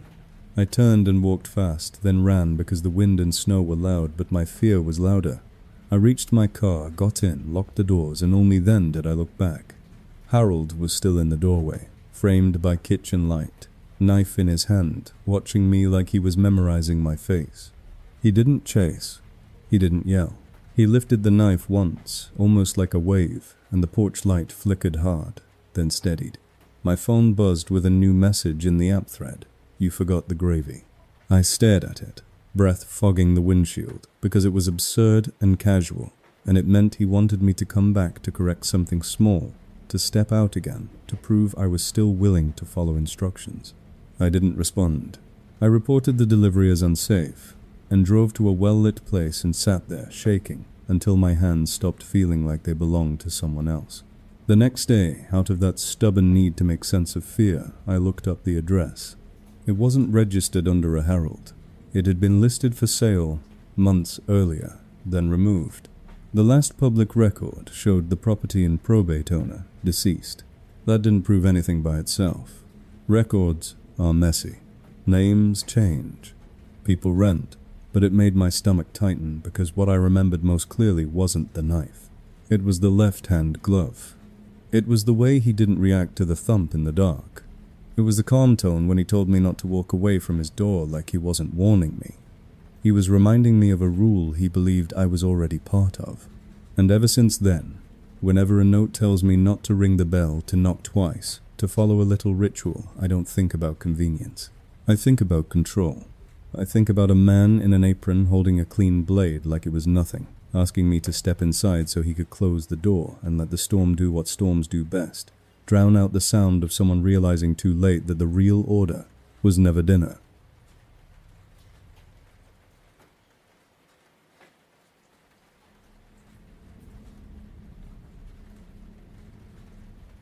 A smile can be the scariest thing in the world when it doesn't belong to a face. I learned that on a delivery where the customer didn't threaten me, didn't yell, didn't hold a weapon, didn't even ask me to come inside at first. He just stood there in the doorway wearing a smile that never moved. And the longer I looked at it, the more I understood it wasn't meant to comfort me. It was meant to keep me from reading what was underneath. The order came in just before 3 a.m., when the blizzard had started to feel like a living thing that had followed me for hours, always outside the windows, always pushing, always trying to make me tired enough to make a mistake. 2 milkshakes, 1 slice of pie, 1 cup of coffee. Customer name, Nate. Notes: don't knock. I'll be waiting. Ring camera is broken. That last line made me pause because people love to explain why a normal safety feature won't help you. Camera's broken. Lights out. Doorbell sticks. Front door jammed. Always an excuse that makes you the one who has to adjust. I accepted anyway, because the drop-off was close, and I wanted the night to end, and the app promised it would be quick. The house was in a quiet street of older homes with big trees, the kind that look beautiful in summer and haunted in winter because their branches arch over the road like ribs. Plow berms lined the curb. The air glittered with tiny ice particles in my headlights. When I pulled up, I saw the porch light was on, steady and bright, but every window was dark. No glow, no movement. The yard was smooth with fresh snow, and when I stepped out, my boots made the first deep prints from curb to porch. No one had been outside. If Nate was waiting, he was waiting inside, watching. I climbed the steps and stopped at the door. I didn't knock because the note said not to, and because part of me wanted to see what would happen if I followed the script. For a second, nothing. Then the door opened inward, slow and controlled, like someone pulling it gently so it wouldn't squeak. Nate stood there, and my brain stalled because what I saw didn't match any category I could file quickly. He wore a mask. Not a Halloween monster mask, not something with teeth or blood, just a plain human face. smooth and pale, with a wide grin, frozen into it. The kind of grin you see on a clown or a cheap plastic doll. The eyes were cutouts, dark holes. Behind them, I couldn't see his real eyes at all. He didn't speak right away. He just stood there in the doorway perfectly still, as if he was posing for a photograph. The porch light shone on the mask and made it look glossy like it had been polished. My throat tightened. I held the bag out and said delivery for Nate. A beat. Then a voice from behind the mask, muffled but calm. That's me. Thank you for coming. The voice sounded normal, which made the mask feel even less normal, like someone had chosen it intentionally, not to be silly, but to erase themselves. I stayed on the porch.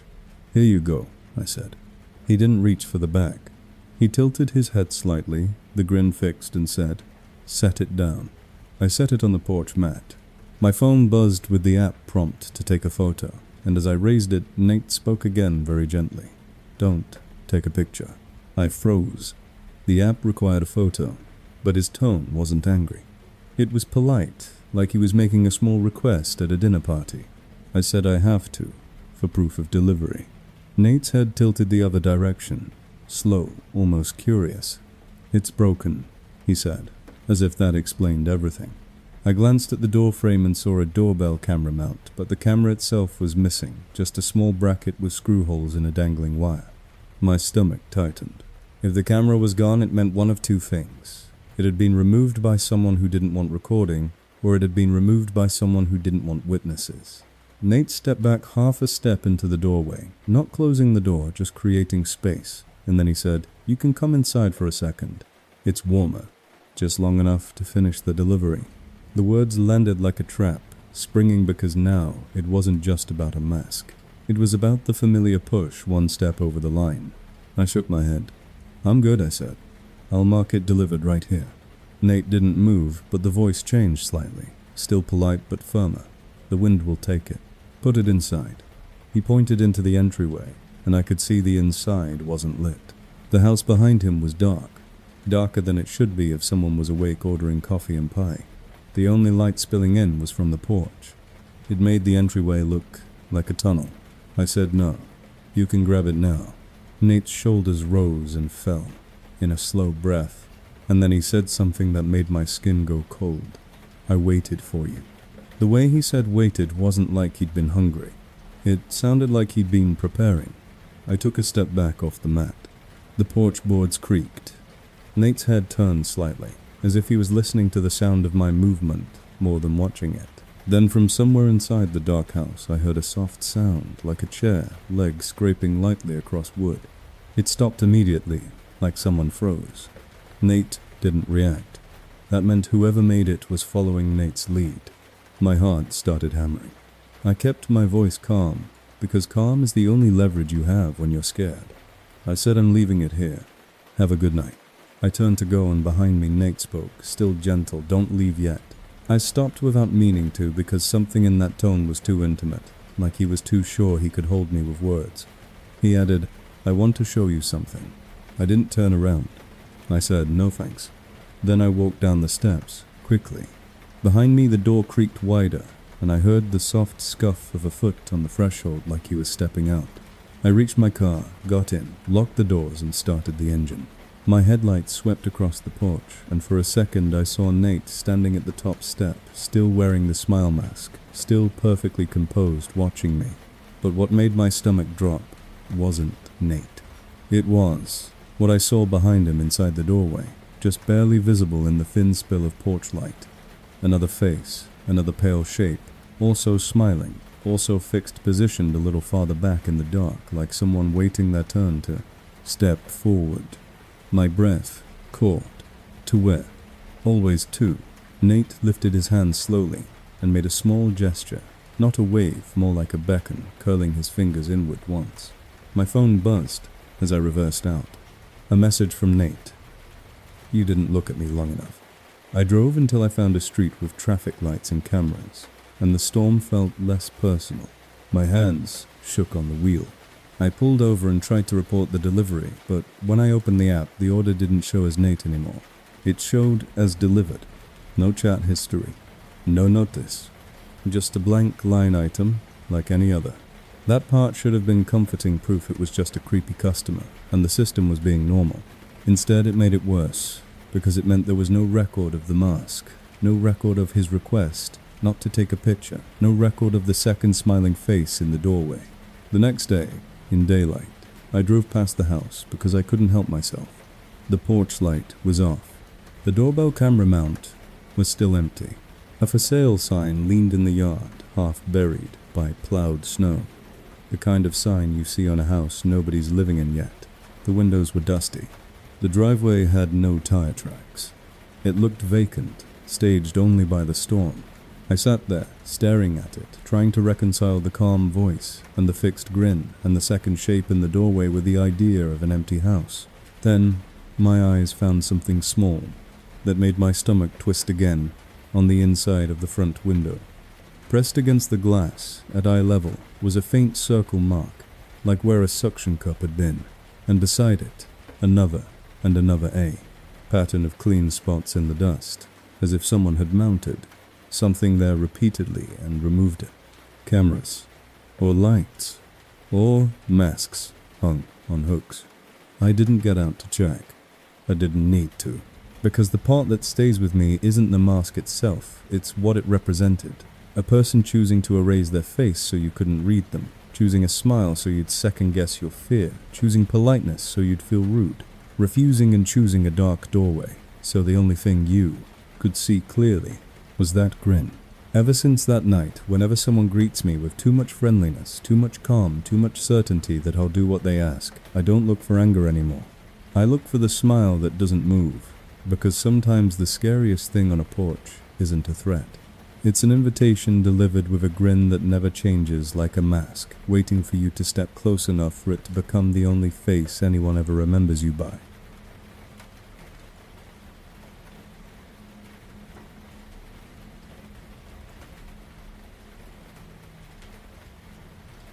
By the time I got the "why are you late" order, the blizzard had been going so long it stopped feeling like weather and started feeling like a wall. I was parked under a gas station canopy, letting the heat crawl back into my fingers, when the app pinged with a run and a payout that looked like someone was trying to buy my patience. 2 combo meals, extra sauce, 1 slice of cheesecake, customer name, Trevor. Notes. Handed to me. Don't leave it outside. Before I even accepted, the chat bubble appeared. You better not cancel. I took it anyway because it was close, and I wanted something ordinary. The moment I hit accept, Trevor started texting, like I'd agreed to meet him. Where are you? I sent the ETA. He replied, That's wrong. I've been watching you. Then, you're taking the long way. Then why did you stop? I hadn't stopped. Out here there were only lights and snow, but his messages kept buzzing like a metronome. It's kaksi yksitoista. I ordered at 147. What took you so long? I didn't respond because arguing with a customer in the app never ends well, and because something about "I've been watching you" made my skin prickle. When I turned onto a street, the GPS pin landed on a tidy 2-story with a double garage and an empty driveway. No tire marks, no shoveled path, nothing.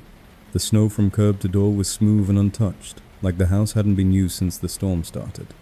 I parked, angled out hazards, on, and texted. Arrived. Trevor replied instantly, Turn your headlights off. Don't light up my windows. My pulse jumped. I typed, I need my lights on for safety. He sent back, then bring it to the garage side door. Quietly. I stared at the dark house. The front porch light was off. The only light on the property was mine. I grabbed the bag and stepped out, telling myself I'd do the front door and leave. My boots made the first marks on the walkway. No other footprints. I knocked. Nothing. I knocked again louder. My phone buzzed. Don't knock, I said. Garage door. You can't follow directions. The anger felt oddly personal, like he wanted me flustered. I walked along the wall, toward the garage, staying close, because the wind was pushing hard enough to make balance feel optional. The side yard was narrow and the snow was deeper there, silent and smooth, and I hated that every step I took left a perfect trail. The garage side door had no window and no light above it. I stopped to step away and said, Trevor, From inside, a voice snapped back too close to the door. Yeah, about time. The knob turned fast, and the door opened wide. A man filled the frame, hoodie and sweatpants face, flushed with anger, eyes sharp and tired. He didn't say hello. He looked past me toward my car and said, "You alone?" It wasn't a question. I held the bag up. "Here you go." He didn't take it. He leaned forward, breathing hard, and said, "Why are you late?" Like I owed him a confession. I started to answer. Roads, snow traffic lights. Then stopped because his eyes weren't on my face anymore. They were on my hands, my pockets, the space between us. "Where's the other drink?" he demanded. I checked the receipt sticker right in front of him. "This is the full order," I said. He snorted and jabbed a finger at the bag like it offended him. "Don't lie to me.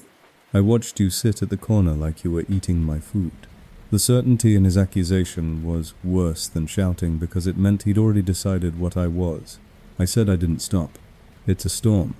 He stepped closer, and warm, stale air from the garage hit my face. Metallic shut in like a room that had been sealed for days. Behind him, the garage was dark, the big door down, shapes under tarps and stacked boxes. No car, no tools laid out, just a space that felt prepared to be empty. He lifted his phone and shoved it toward me. On the screen was my dot, my route line, little timestamps. "See that? You stopped. Now come inside and prove you didn't mess with it. Just step in." That was the real ask. Not the food. Not the apology. The step. The familiar shove past the line. I shook my head. "I'm not going inside. If there's an issue, contact support." He laughed once, short and sharp. "Support? You think support's gonna save you in this weather?" Then his voice dropped calm and ugly. "Turn off your headlights and we can talk like adults." I felt my throat tighten, because it wasn't about neighbors. It was about making my car less visible, making the street less aware that a driver was here. I set the bag down on the step and started to turn away. His hand shot out and grabbed my sleeve, holding, not yanking yet. "Don't walk away from me," he said. And from deeper in the garage I heard a soft shift, another set of feet repositioning on concrete. A person. Trevor's eyes flicked past me for a fraction of a second, like he was checking timing. My stomach dropped. I twisted hard and pulled free, the fabric tearing. Trevor lunged and caught the back of my hoodie, dragging me one step toward the threshold. One step was all it took for the doorframe to block my view of the street and for the garage air to swallow the sound of the storm. I slipped out of the hoodie, like it was nothing but skin. The cold hit my shoulders instantly. I ran boots, punching deep holes through untouched snow because now I understood the smooth yard. Nobody came outside until a driver arrived. Behind me I heard the side door slam wider, and Trevor shout, "Hey!" But it wasn't anger anymore. It was urgency. I reached my car, dove in, locked the doors, and started the engine with shaking hands. Trevor sprinted into the driveway and slapped his palm against my hood hard enough to thud through the metal like he was trying to make me stop with sound. As my headlights swept the garage, I saw a second figure step into the doorway behind him, taller face hidden by a hood standing too still. Trevor pointed at my car and made that twisting motion again, lights off. I threw the car into drive and pulled away tires, slipping hard, punching my ribs. In the mirror I saw Trevor, standing in the snow, holding my hoodie like a trophy while the second figure stayed in the doorway, not chasing, just watching me leave. The app buzzed as I turned the corner. "You stole from me. Come back." Another, "I have your hoodie." Another, "You're on camera." But if he had cameras, he wouldn't need the garage. He wouldn't need me inside his shadow. The next day, I drove past the address because daylight makes you stupidly brave. The house was there, but a realtor lockbox hung on the front doorknob, and a laminated sign in the window read, "Vacant. Showing by appointment only." The driveway was still empty. The walkway was still unshoveled. A neighbor across the street was clearing snow, and when I asked casually if anyone lived there, he frowned and said, "Not for months. They're trying to sell it." I sat at the curb and felt my hands start to shake again because the only explanation left was the one I didn't want. The anger, the accusations, the obsession with me being late were never about food. They were about getting me to the garage, getting me close, getting me one step inside where the storm could swallow the sound of my voice and the neighborhood could sleep through it. That night, the chat didn't stop until I forced the app closed, and one message landed, last calm as a receipt. Next time, don't make me ask twice. When I reopened the app later, the thread was gone, the address field blank, like the system itself didn't want to remember how close I'd been to stepping through that door.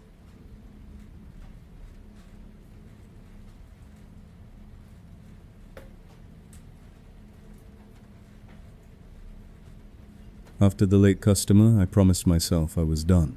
Then, the app did what it always does. It dangled one more high-tip order, like a handshake at the edge of a cliff. It was small. One large pizza, one order of mozzarella sticks, one bottle of soda. Customer name, Lila. Notes door is stuck. Use the kitchen window. Knock twice. Don't ring bell. My stomach tightened the second I read window, because doors have rules. Windows, don't. Still, the payout was big, and the drop was close, and I told myself window probably meant a pass-through, a quick handoff, nothing more. The address sat at the end of a quiet street, where the plows had stopped caring. Snowbanks rose like white walls, and the wind pushed fine ice across the road in sheets. When I pulled up, the house looked small and dark, one story with a carport and a fenced backyard. No porch light, no window glow. The yard was smooth, untouched snow from curb to foundation like nobody had stepped outside since the storm started. I parked at the curb, angled out hazards on, and texted here. The reply came instantly. Side of house. Window by the driveway. Hurry. Don't wake anyone. I grabbed the bag and stepped into the cold. My boots sank deep, and again my footprints were the first ones. That detail never stopped feeling wrong. I walked along the front until I found the side path, but there wasn't really a path, just a narrow strip between the house and a fence filled with drifted snow. The wind quieted there, and the silence made every sound sharp, my breath the bag crinkling, the faint squeak of snow under my boots. Halfway down the side yard, a motion light blinked on, then steadied, casting a hard white cone on a single window. No curtains, just blinds pulled down. But one slat near the bottom was bent up, creating a thin, dark gap like an eye. I stopped a few feet away and looked at the glass. It was fogged from the inside, with condensation, like someone warm was standing close. A smear near the center looked like a handprint wiped away and remade. I knocked twice, exactly like the note said. For a second, nothing. Then a voice came from the other side of the window, quiet and clipped. Closer. I didn't move. I said I can leave it on the sill. The voice replied immediately, no. Hold it up. I need to see it. The phrasing sounded less like a hungry person and more like a check. I lifted the bag slightly anyway, keeping my feet planted in the snow. The blinds shifted just a fraction, and I saw a shadow behind them, not a face, just a shape leaning in. The voice said, open the screen. The window sticks. I glanced at the outside screen. It was there, but it looked wrong. Newer than the frame, slightly loose at one corner, as if it had been removed recently and put back quickly. I said I'm not opening anything. I'm leaving it right here. The voice changed, still low but impatient now. If you leave it, it'll freeze. Put it inside. Just a second. There it was again.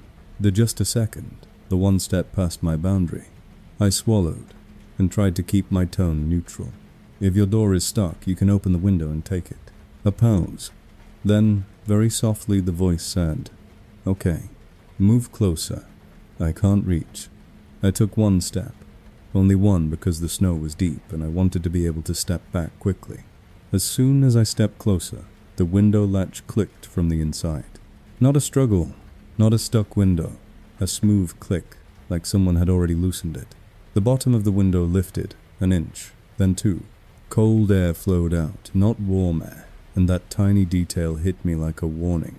If someone was inside a heated house, warmth should have spilled out. Instead, it felt like the house was as cold as the storm. Then the window opened wider fast, and a hand shot through the gap and grabbed the front of my jacket. It wasn't a hesitant reach for food. It was a grip, fingers clamping hard, pulling. My body reacted. before my mind did. I stumbled forward half a step, and a second hand appeared, grabbing my sleeve, yanking me toward the opening. For a split second, I saw inside darkness, no kitchen light, just a pale rectangle of floor and the edge of a counter, and behind it, another shadow waiting farther back. They pulled again, and the force was shocking, like they'd been braced for it. The window frame dug into my forearms as I tried to twist away. I shouted, "Stop!" But the storm swallowed most of the sound. The hands didn't loosen. One of them tightened and dragged me harder, trying to get my shoulders to the sill. I slammed the pizza bag upward into the opening like a wedge, jamming it between the window and the frame. The hand slipped on the slick paper. I yanked backward and felt fabric tear. For half a second the grip loosened, and I wrenched free, stumbling back into the snow. The window scraped as it tried to close on the bag, pinching it, and I used that moment to run. Behind me I heard the screen pop loose and hit the snow with a soft thud, like they'd ripped it away to reach farther. A voice hissed from the darkness. "Not Leela's any more lower. Don't run." I didn't look back. I ran up the side yard boots, punching through drifts, heart slamming. When I rounded the front corner toward the street, I saw my car and felt relief, until I saw someone standing near it. A figure was at the driver's side, close enough to the door to be trying the handle head down like they were hiding from the streetlight. They looked up when I appeared, and even through the snow, I could tell they weren't surprised. They took one step toward me, then stopped like they were waiting to see if I'd choose the car or the road. I sprinted straight past my car to the brighter part of the street, because light felt like the only weapon I had. The figure by my car didn't chase.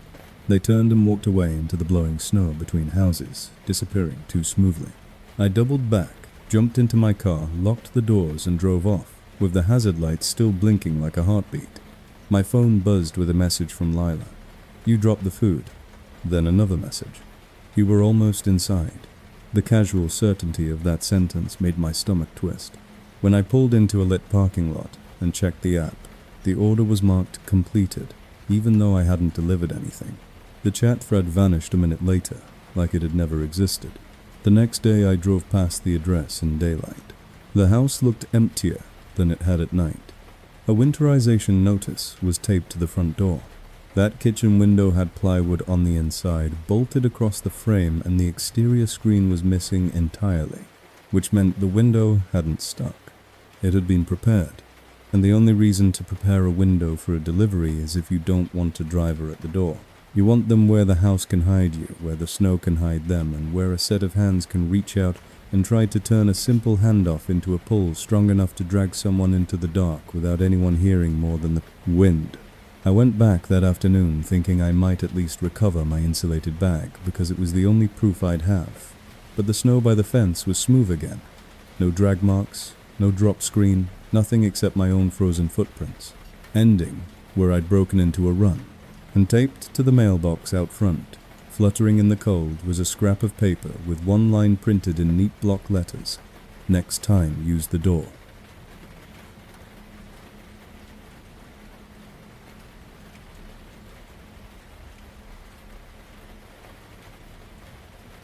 Nakedness is supposed to mean vulnerability, but on a delivery route in a blizzard, it can be used like a weapon because it hijacks your brain for half a second. And that half second is all someone needs to change distance, change angles, change who controls the moment. The order came in at 3:26 a.m. Right in that dead stretch of night where the storm is loud enough to drown your thoughts, and the roads are empty enough to make every porch feel like the only porch in the world. 2 slices of pepperoni, 1 bottle of soda, 1 side of ranch. Customer name, Dylan. Notes, hand it to me. Back porch. Don't ring. Tip in cash. I felt my shoulders tight in that back porch, but the payout was decent, and the address was close, and I told myself it would be a quick handoff, and then I'd go home and stop feeding the night chances to hurt me. The house sat at the end of a short street, where the plow had come through once and then given up, leaving the road a narrow, pale lane between snowbanks like walls. No porch light, no window glow. The yard was smooth and untouched, and when I parked, angled out at the curb, my headlights painted the front of the house, and nothing looked back. I texted, "Here," No response. The app timer started.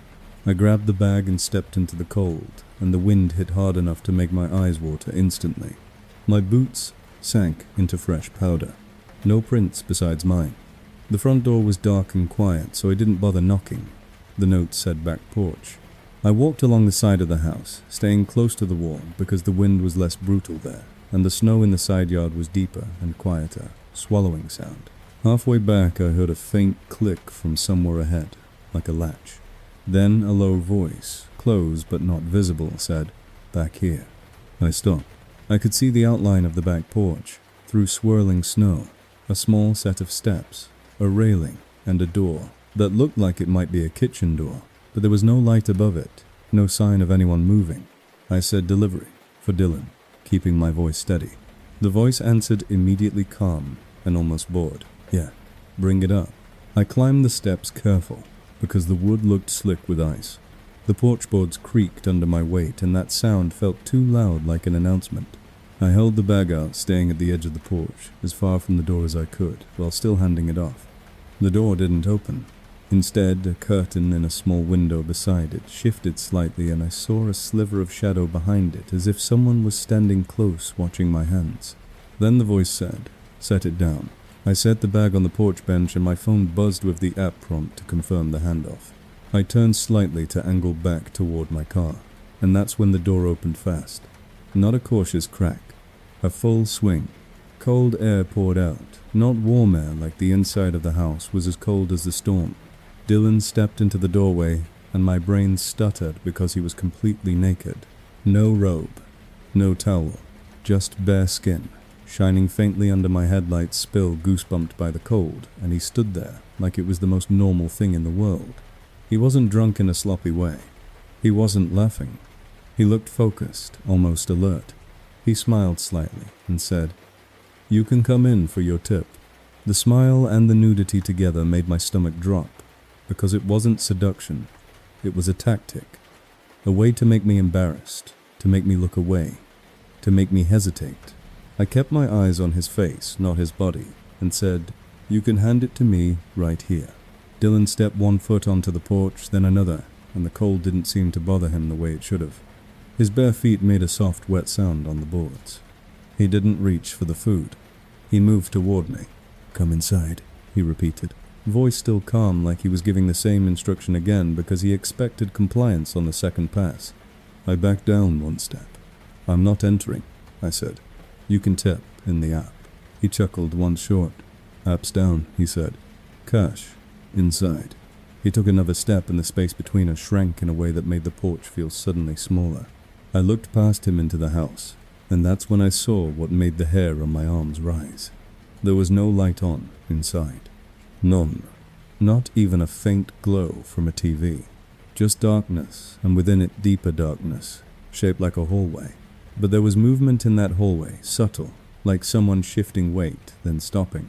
Dylan's eyes flicked to the side for a fraction of a second, as if checking that movement, then back to me. He didn't look surprised. That meant whoever was inside was expected. Dylan said, "Don't be weird. It's freezing out here." And then he did something that made my mouth go dry. He turned his head slightly, not enough for me to see into the house, and spoke into the darkness without raising his voice. "He won't come in." That sentence landed like a trap springing because it wasn't for me. It was a report. From inside the dark house I heard a soft sound fabric brushing a footstep on a hard surface, then stillness again. Dylan's smile widened, and he reached down and picked up the bag, not like he cared about food, more like he was removing an obstacle. He held it in one hand and said, "Then I guess you have to come closer. Tip's right here." He gestured downward toward the threshold, like he'd place money just inside the door if I'd just lean in. I didn't move. My heart started hammering. Dylan took one more step forward until he was at the edge of the porch steps, and the snow whipped around his body like it wanted to cover him up, but he stayed exposed, unbothered, as if the storm couldn't touch him. He said, "You drove all the way out here. Don't waste my time." And then in a tone so casual it was almost friendly, he added, "You're alone, right?" That wasn't a question customers ask unless they're taking inventory. I didn't answer. I turned to leave, and as I did, Dylan's hand shot out fast and grabbed my sleeve. His grip was cold and surprisingly strong, and the sudden contact made my stomach flip. He pulled lightly, not enough to yank me and enough to stop me. His voice stayed calm. "Don't walk away from my door," he said, and it echoed the same way Harold had said it, with the knife, like a rule, like he believed the porch belonged to him. The movement in the hallway inside shifted again closer this time, and I felt a cold clarity settle over me. Dylan wasn't alone. Dylan wasn't improvising. Dylan was stalling me in an awkward, humiliating moment while someone else positioned themselves. I twisted hard and yanked my arm free. Fabric toe. I didn't apologize.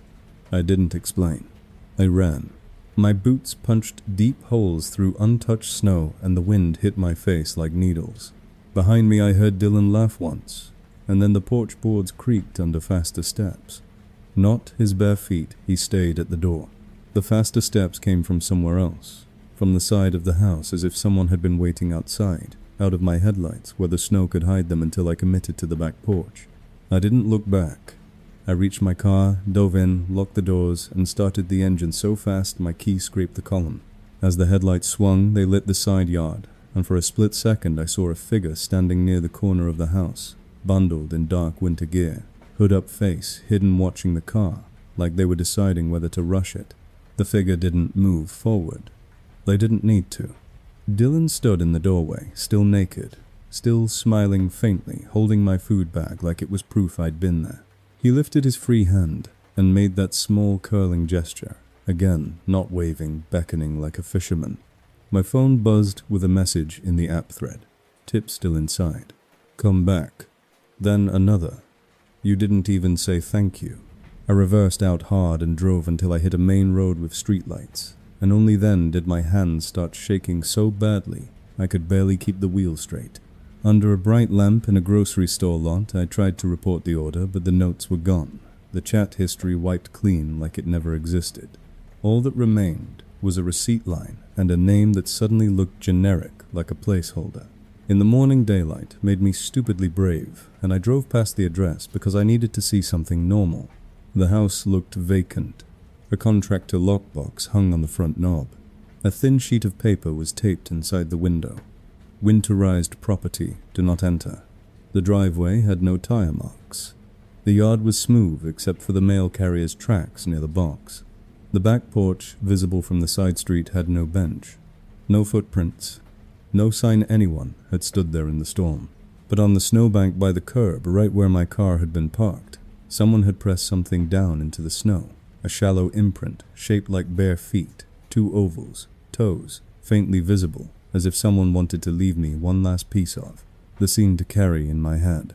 I stared at that imprint until my throat tightened, because the point of the nudity wasn't shock or sex or embarrassment. The point was control. It was to make me hesitate, to make me look away, to make me second-guess my instincts, while the real threat moved in the dark, where my headlights didn't reach. And once you understand that, you stop thinking of weird customers as random. You start seeing them as people who have learned exactly which buttons make a stranger step closer, even when every cell in their body is screaming to step back.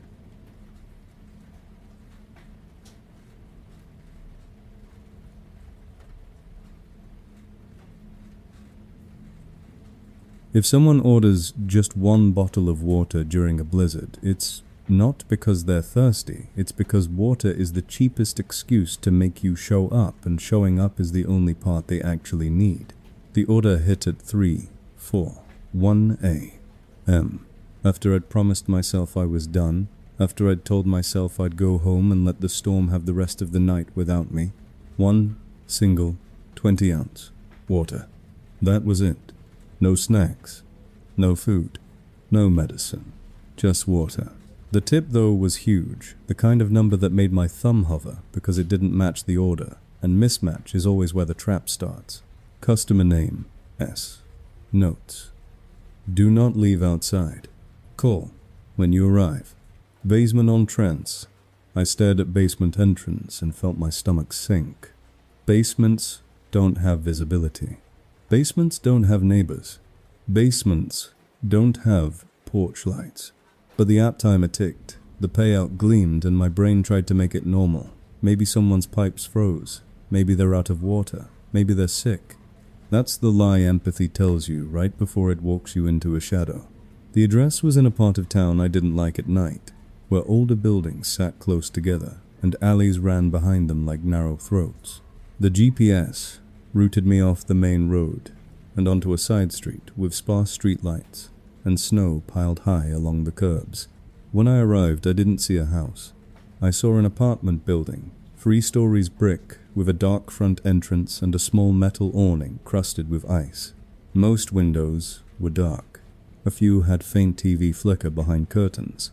The parking lot was half-plowed and mostly empty, which felt wrong for an occupied building in a storm.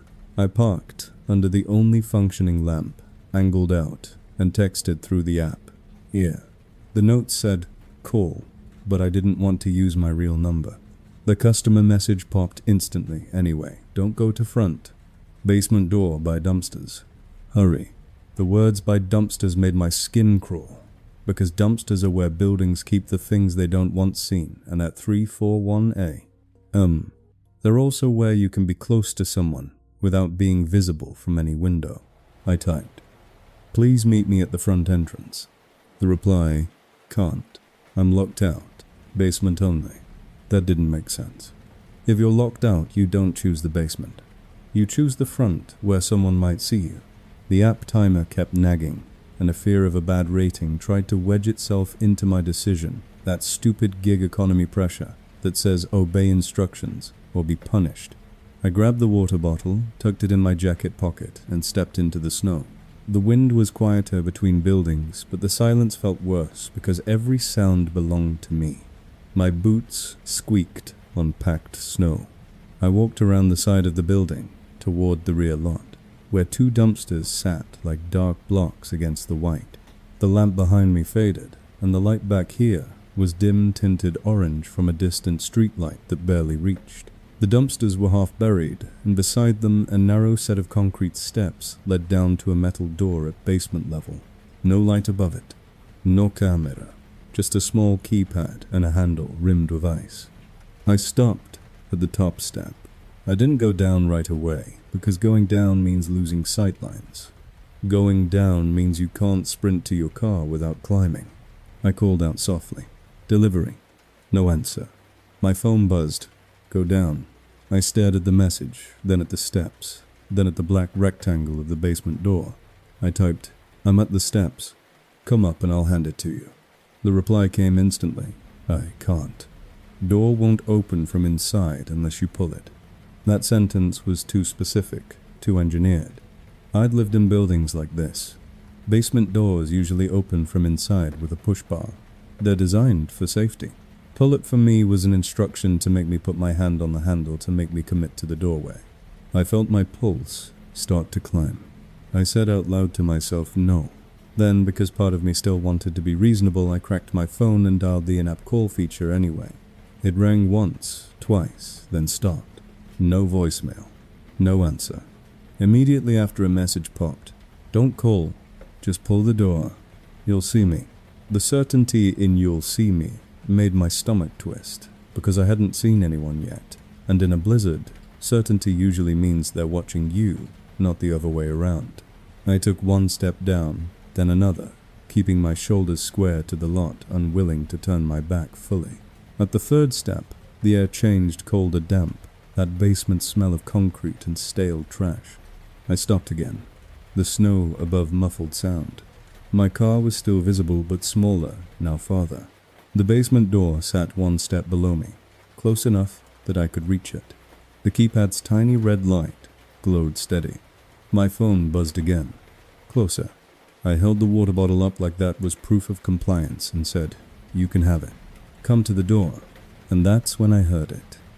A soft movement behind the basement door. Not a voice. Just the faint scrape of something shifting on the other side. Like someone adjusting their stance, then stopping. I froze. If someone was right there, why couldn't they open the door? Unless the door wasn't locked for them. Unless the door was locked for me. The message came. "Pull it hard. It stinks." I stared at the handle. I imagined the physics I pull. The door swings outward.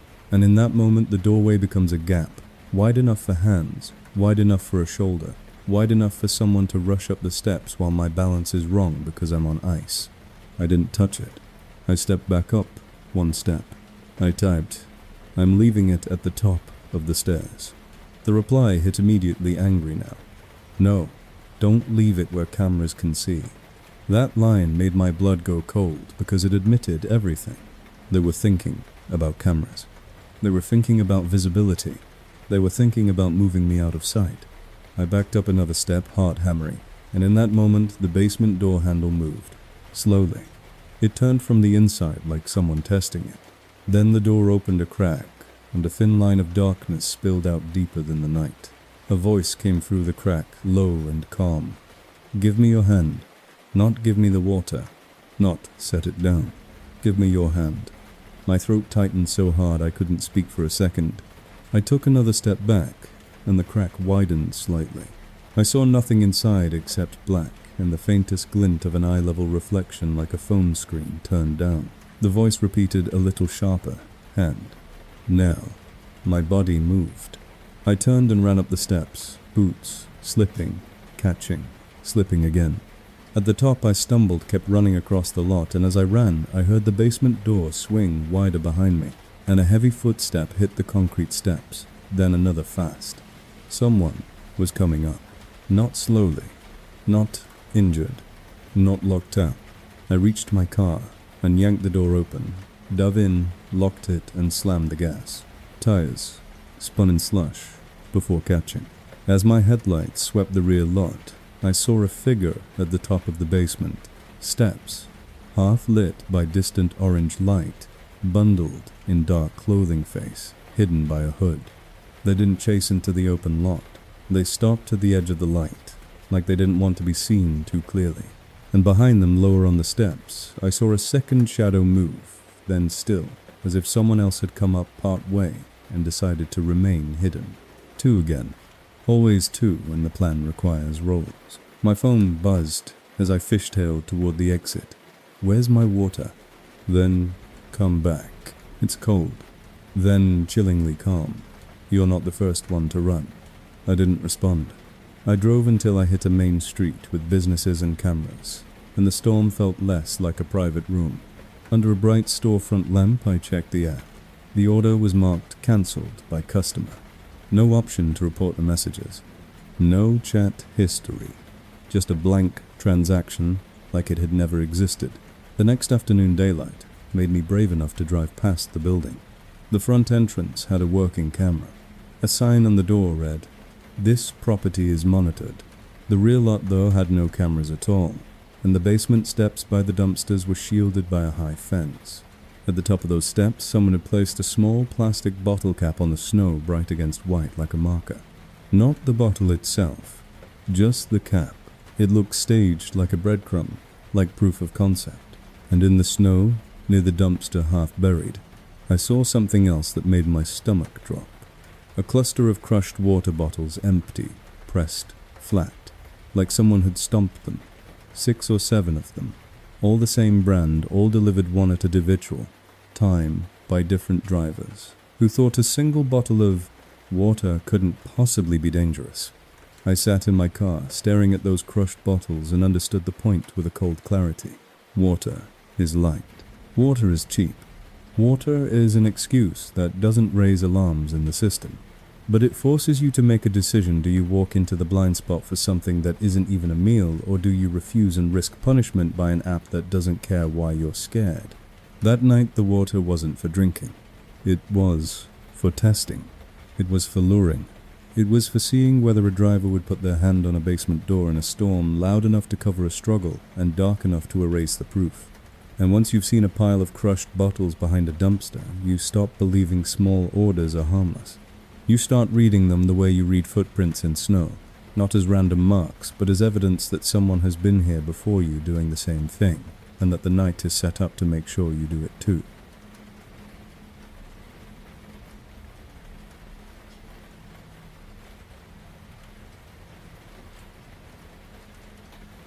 There's a reason every delivery driver learns to park with the nose pointed out and the headlights pointed forward. The light is the one thing you control when everything else is weather and luck. The night a customer demanded I turn off my headlights, I realized some people don't ask because they're polite. They ask because they want you blind. The order was normal enough to look safe at a glance. 1 hot chicken sandwich meal, extra fries, 1 cup of chili, except for the tip, which was too high for food that cheap. Customer name, Marcus.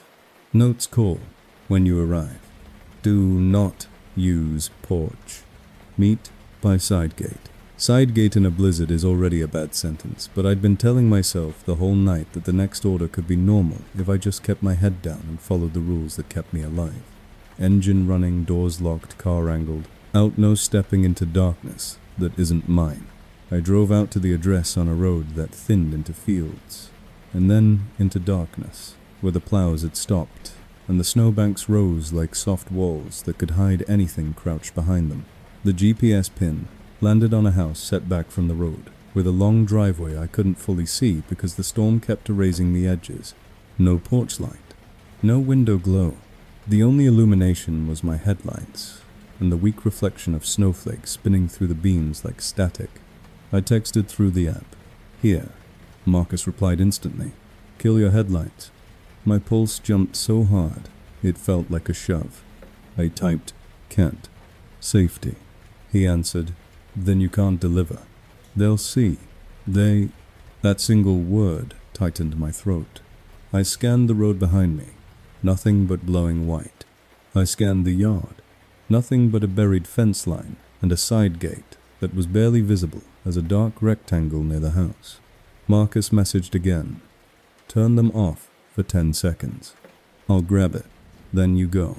10 seconds is nothing until you understand what 10 seconds of darkness does to a person. Sitting alone in a running car, it tells whoever is watching that you're willing to follow instructions, even the ones that make you vulnerable. I stayed still and wrote, I can leave it at the mailbox. Marcus replied, no. Camera. Then side gate. No. The weird part was, I didn't see a mailbox. I only saw a snowbank at the edge of the road where the ditch should be smooth and untouched. If anyone had walked out here, there should have been tracks. There weren't.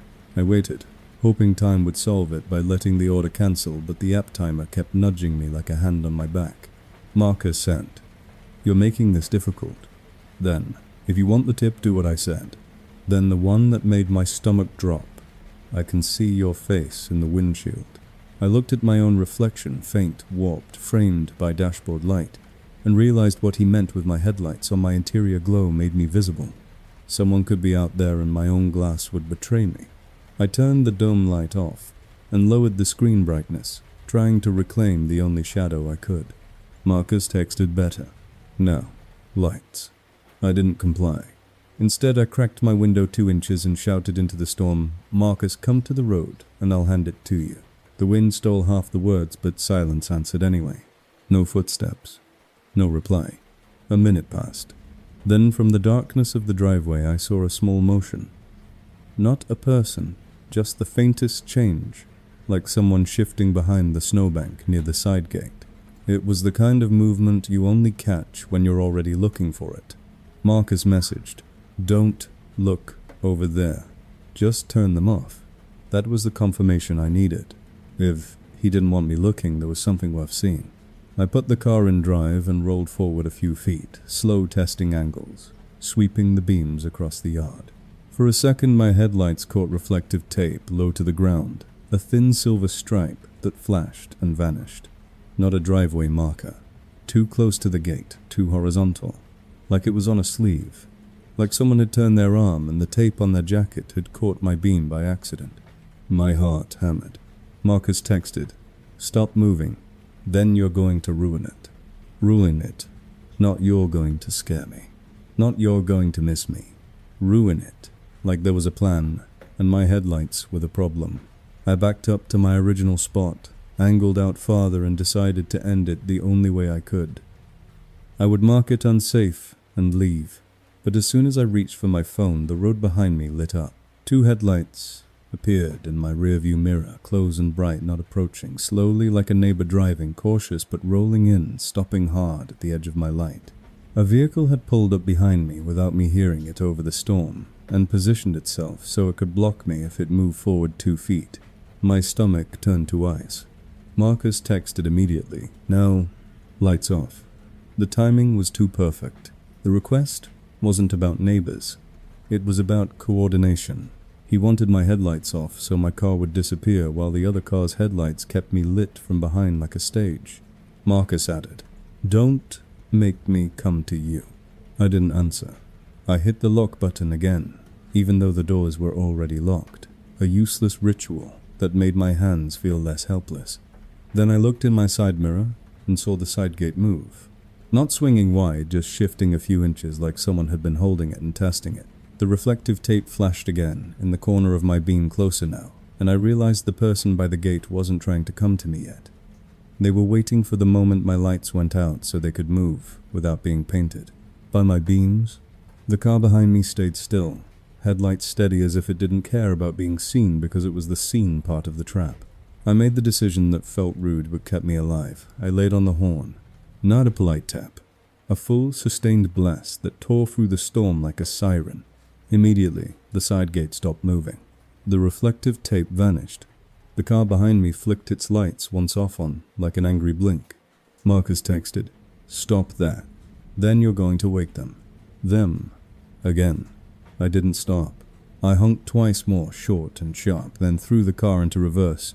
Just enough to create space, then turned hard and pulled forward toward the nearest driveway cut that looked shoveled. The car behind me started forward too, trying to follow, but the moment it moved, its tires slipped on packed snow and the front end fishtailed slightly. That tiny loss of control was my opening. I accelerated, steering into the slide, and shot past the entrance of the driveway I'd been facing, aiming for the main road's faint glow.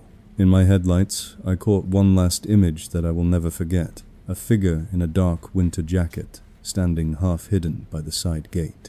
Arm raised, as if they'd been about to wave me in reflective tape on the sleeve, flashing like a signal. The figure didn't chase. They stepped back into the yard and disappeared into the storm like they'd never been there. The car behind me followed for a few seconds, close enough that its beams filled my cabin, then slowed, then stopped, as if it didn't want to leave its own controlled darkness and come into the open where cameras and traffic could exist. I drove until I hit a lit intersection and pulled into a fast food parking lot, under a floodlight so bright it made the snow look clean. My whole body shook like it was trying to get rid of adrenaline, the way you shake off cold. I reported the order as unsafe and wrote the truth. Customer demanded headlights off. Mentioned another car approached from behind movement at side gate. When I checked the order details again, the notes were gone. The chat thread was gone. The customer name was still Marcus, but the address line looked slightly different, like it had been edited. The next afternoon I went back in daylight, because I needed my brain to see a normal house. The driveway was unplowed, the side gate chained shut, and a notice was taped to the front door. Property vacant, do not trespass. No one lived there. No one should have been waiting by a side gate in a blizzard. No one should have been worried about cameras. No one should have had a second car positioned behind mine, like a lid closing. But as I sat at the edge of the road, staring at the yard, I noticed something I hadn't noticed at night. The snowbank near the ditch had a narrow service cut in it, just wide enough for someone to stand without being seen from the road. The snow there was scuffed down in a way the wind hadn't erased. A small pocket of disturbed white, like feet had paced waiting for a car to slow. I got back in my car and drove away because I finally understood what the headlights' request really was. Not a request to be kind, but a test to see who would obey. Turn your lights off, and you don't just darken your car. In a blizzard, darkness is permission. It tells them you're willing to disappear. You darken the one witness you brought with you.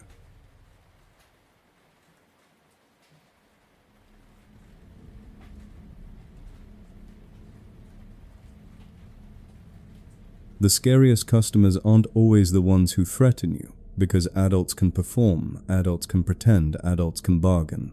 A child can't hide fear the same way, and when a child whispers, "Help me through a cracked door in a blizzard," your instincts turn against your survival rules.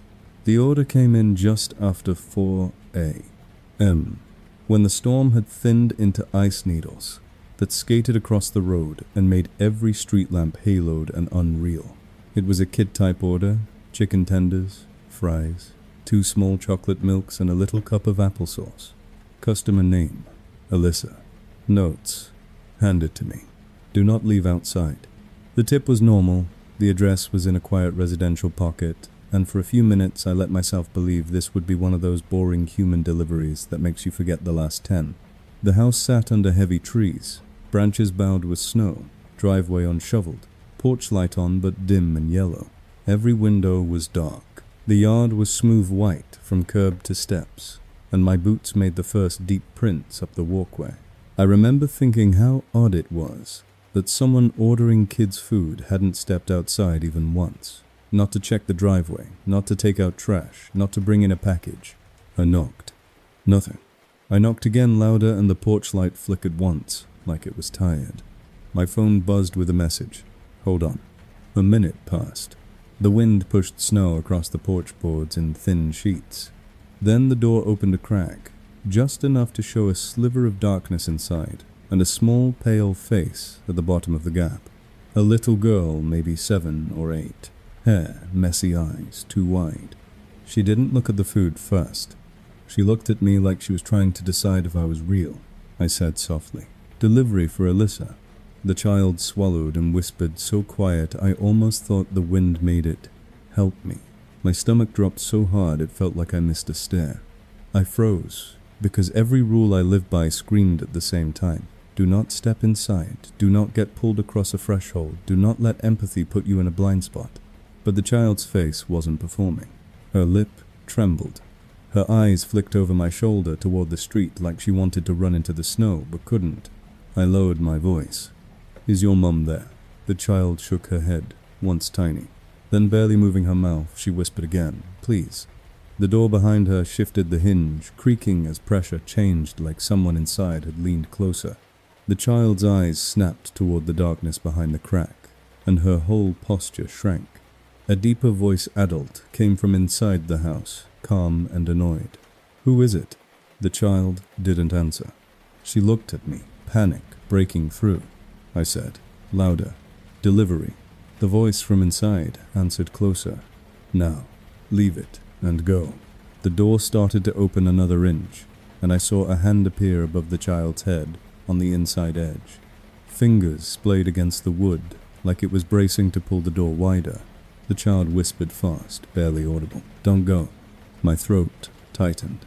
In that second I understood the trap. If I stepped forward to block the door, I would be on the threshold.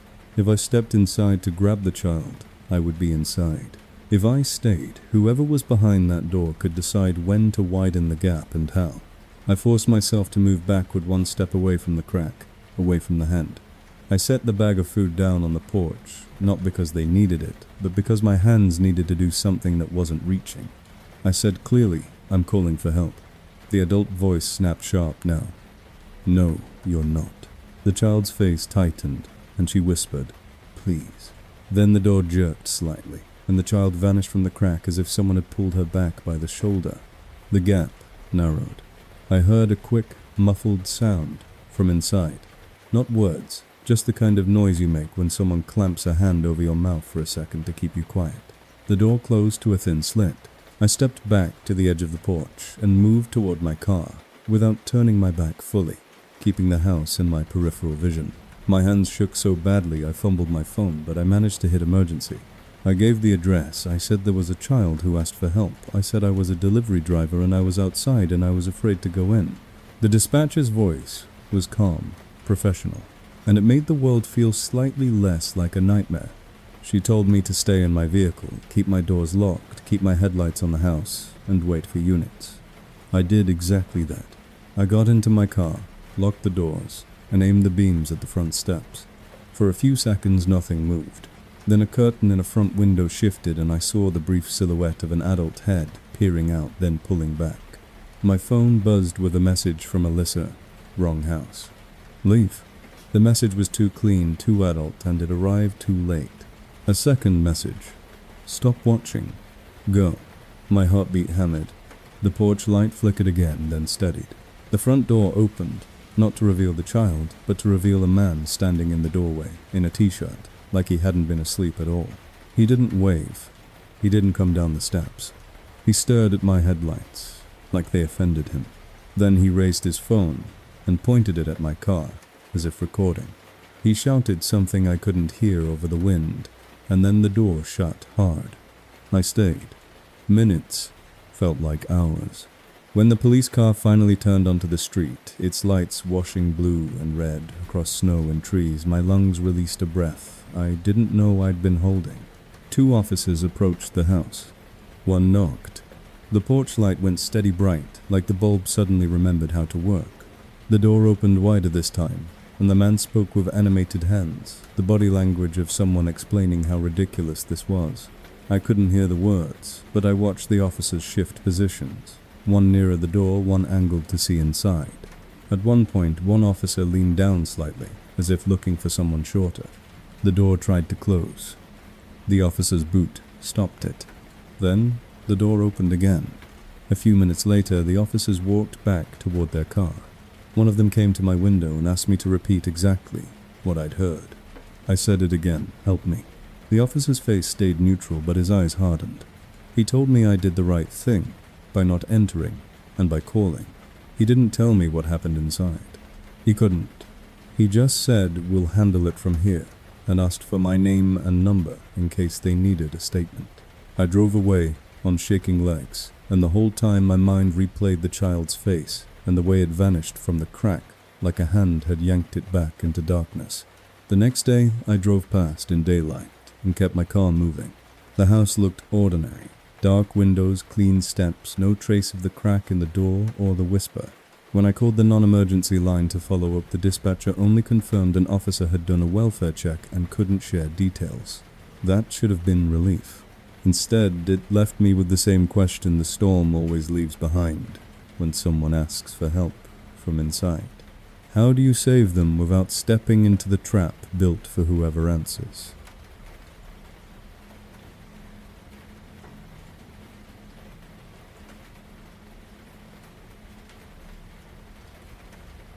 There's a special kind of humiliation in realizing someone was willing to risk prison over a pepperoni pizza, because it means your safety was worth less than melted cheese to the person standing in front of you. And it means the order was never food. It was just a reason to make you show up alone, with your hands full.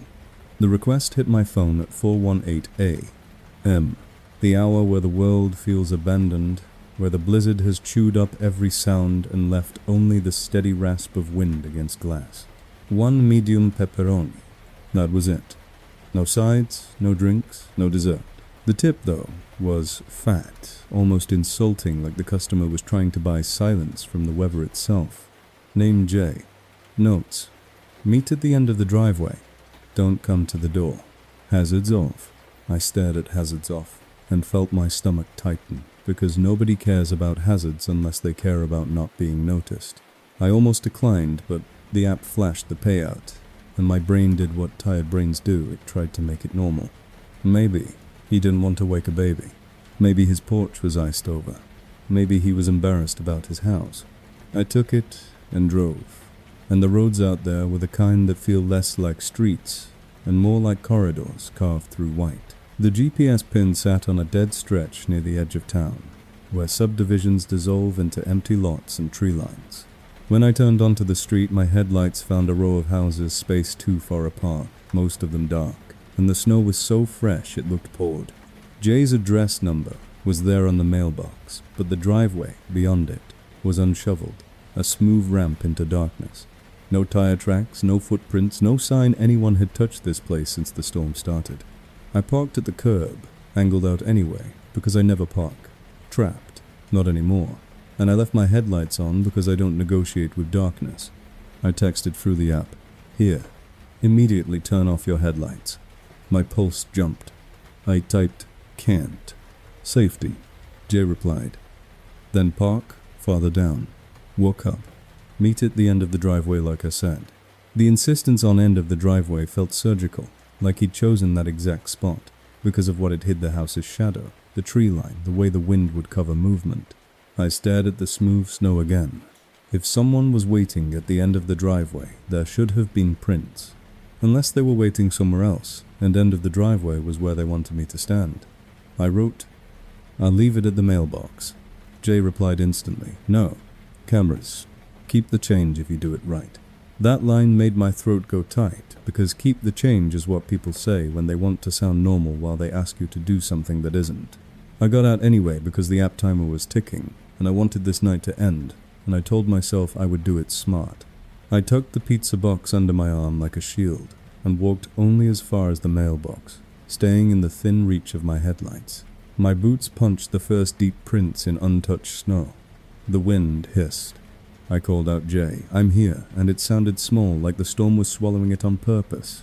My phone buzzed. Closer. End of driveway. You're almost there. I did not move. I set the pizza on top of the mailbox post, the only raised surface I could use, and I lifted my phone to mark the delivery. The moment my screen lit, my face movement happened fast in the periphery. A shape detaching from the darkness by the driveway like it had been crouched there waiting for my eyes to go to the phone. Two shapes actually, one from the left side of the driveway, one from the right, converging. My body went cold before my mind could name it.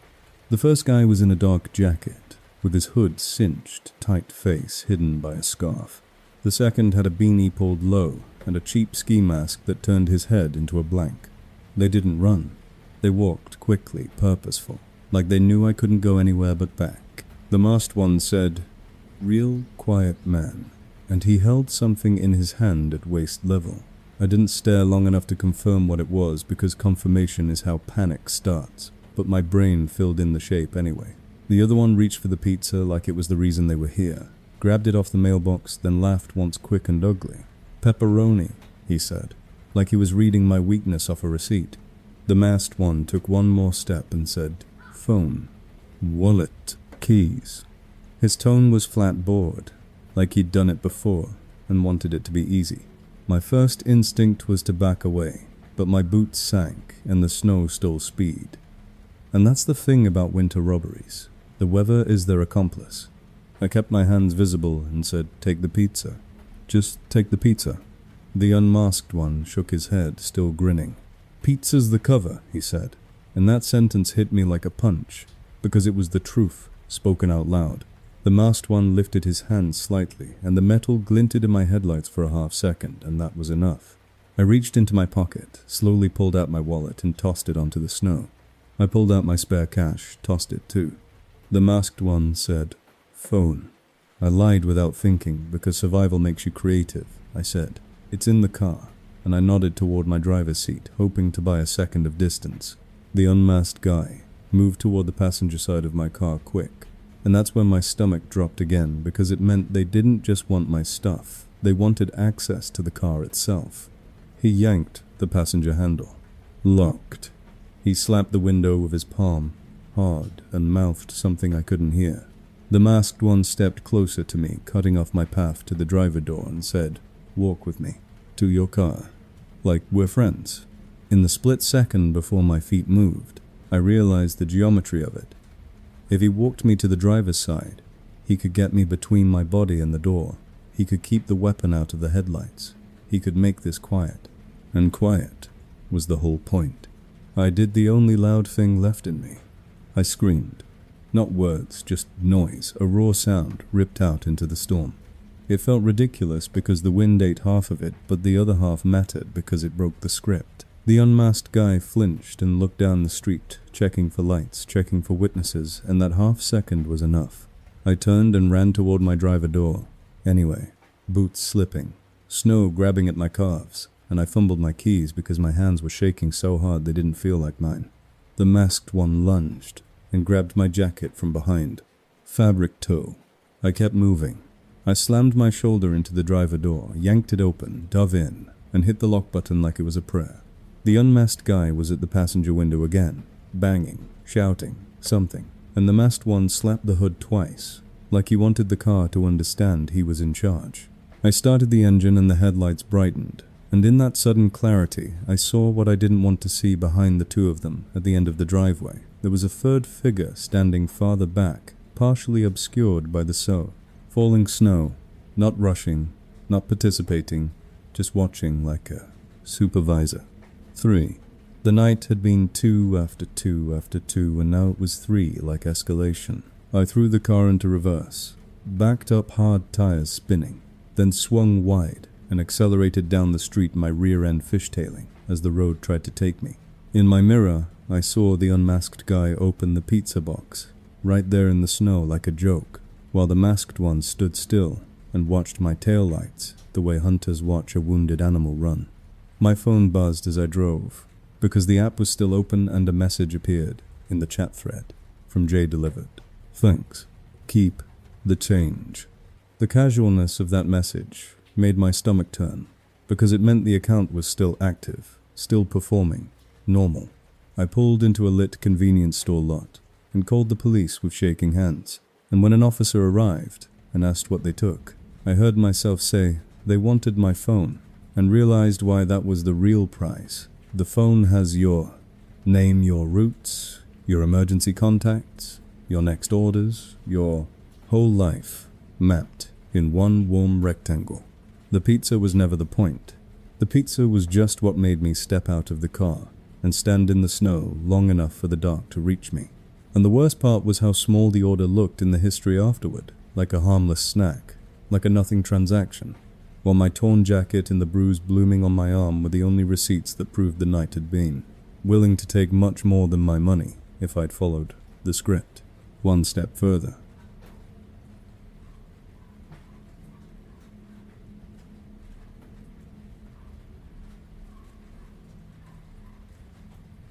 The last delivery of the night is where pride turns into a trap, because by then you're not chasing money anymore, you're chasing closure, and closure makes you careless.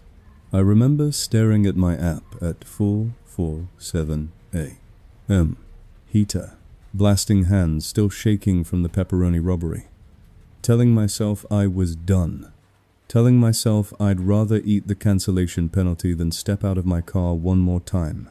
Then the screen flashed a new request, with a payout that didn't make sense, the kind of number that makes you think someone typed an extra zero on purpose.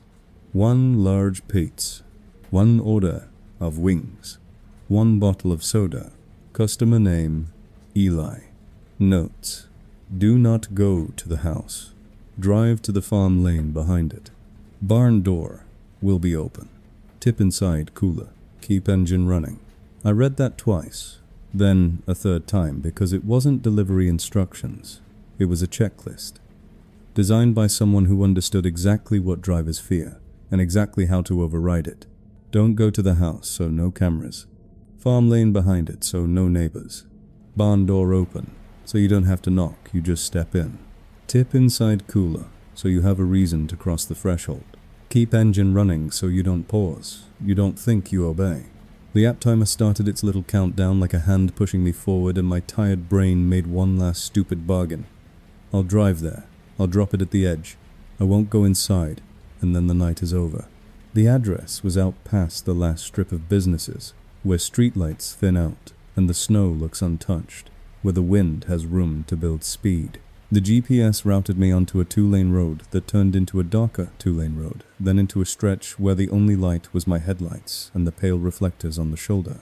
My signal dropped until the map lagged, and the app kept updating anyway like it didn't need the same rules as my phone. Eli messaged while I drove, "You're the last one. Hurry." That line made my stomach twist, because it sounded like a promise, not a request. The road narrowed, trees closing in, then opened into fields buried under white. A farmhouse appeared in the distance, dark, and behind it, a long, low barn shape crouched like a shadow. The GPS pin didn't land on the house. It landed behind it on a service lane that looked like it hadn't been plowed at all, just a smooth, inviting strip of snow leading into the back of the property. I stopped at the road's edge and stared down that lane. No tire tracks, no footprints, no evidence anyone had gone in or out since the storm started. And yet my phone buzzed. Turn in. Barns open. If you want the tip, don't stop at the road. I should have left then. I should have turned around, because every pattern from the whole night was there in one place. Isolation instructions, the promise of money, inside. But the payout number sat on my screen like a dare, and fatigue made my judgment feel slow, like my brain was wading through snow too. I turned in. My tires crunched and slid, carving the first tracks down the lane. The farther I went, the less I could see the main road, until it vanished behind the rise of snowbanks and the curve of the property. The barn grew larger, darker, and I noticed something that made my throat tighten. The barn door was open exactly as the notes promised, but not wide like a normal open door. Just enough, a few feet, a black mouth in a wall of wood.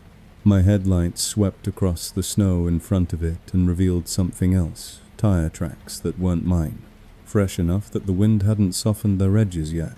They led to the barn, stopped, then backed away, then led again as if a vehicle had made careful adjustments.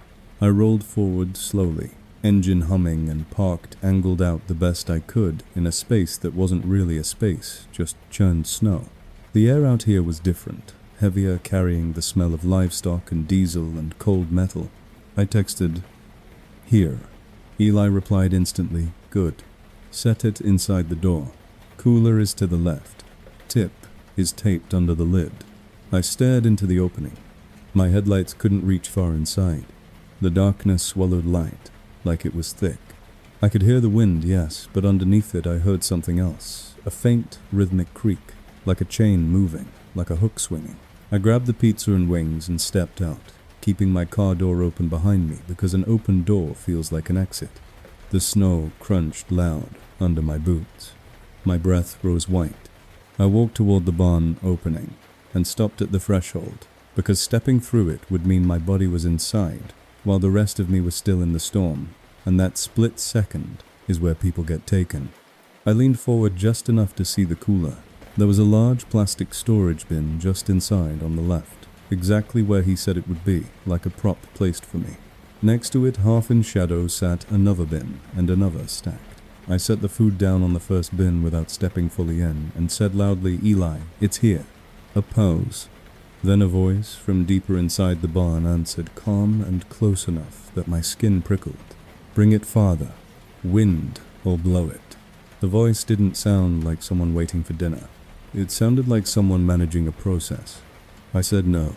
"It's at the door. You can grab it." The voice replied, still calm, tips under the lid. "You want it. Open it." That was the hook. That was the reason they'd written the notes. My eyes fixed on the bin lid. Tape under it. Open it. If I opened it, my hands would be busy, my head would tilt down, my focus would shrink to a rectangle of plastic while the darkness behind me could move. I didn't touch it. I backed up one step into the snow and said, "Keep it. I'm leaving."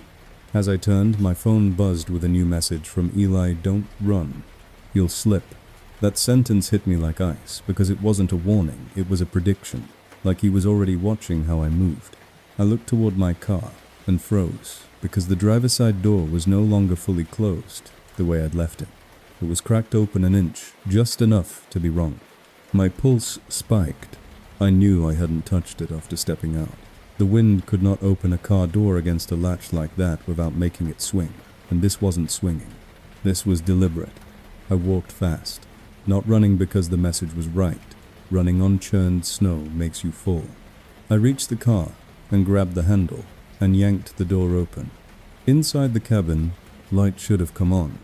It didn't. My dome light had been set to auto all night. Now it was off. A small detail, but it meant someone had reached into my car and switched it. Someone had been close enough to put their hand inside. My throat went tight. I slid into the driver's seat and locked the doors, and in that instant my headlights swept the barn opening again as my steering wheel turned. I saw movement inside, not one person, multiple silhouettes shifting just beyond where the light died, like people standing behind a curtain waiting for the right cue. One stepped closer to the opening, and in the brief spill of light, I saw a reflective strip on a sleeve, the same kind of tape I'd seen earlier in the night, like a uniform without a logo. My phone buzzed again. "You're the delivery, not the pizza."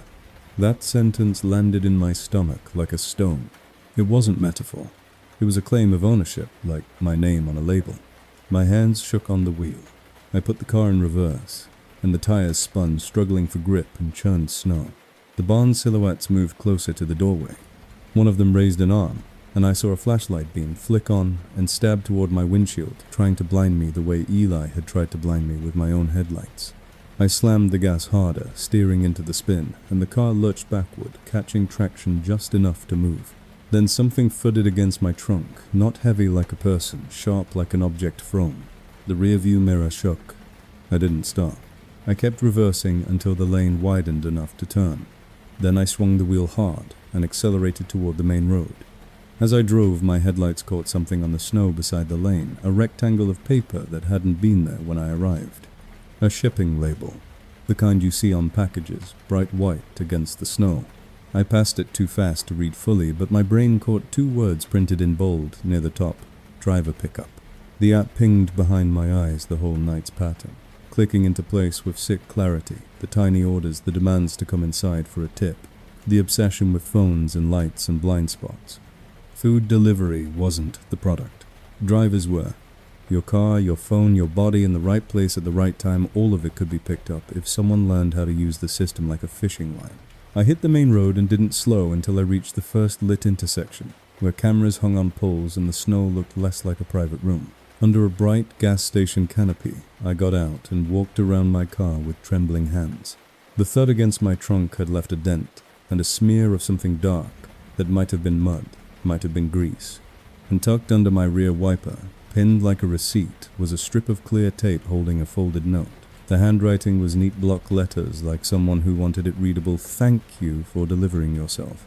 I sat back in my driver's seat and stared at that note until my eyes burned, because it meant they'd been close enough to my car after I fled to leave a message, and they'd done it without me seeing, without me hearing, like the storm had. Worked for them.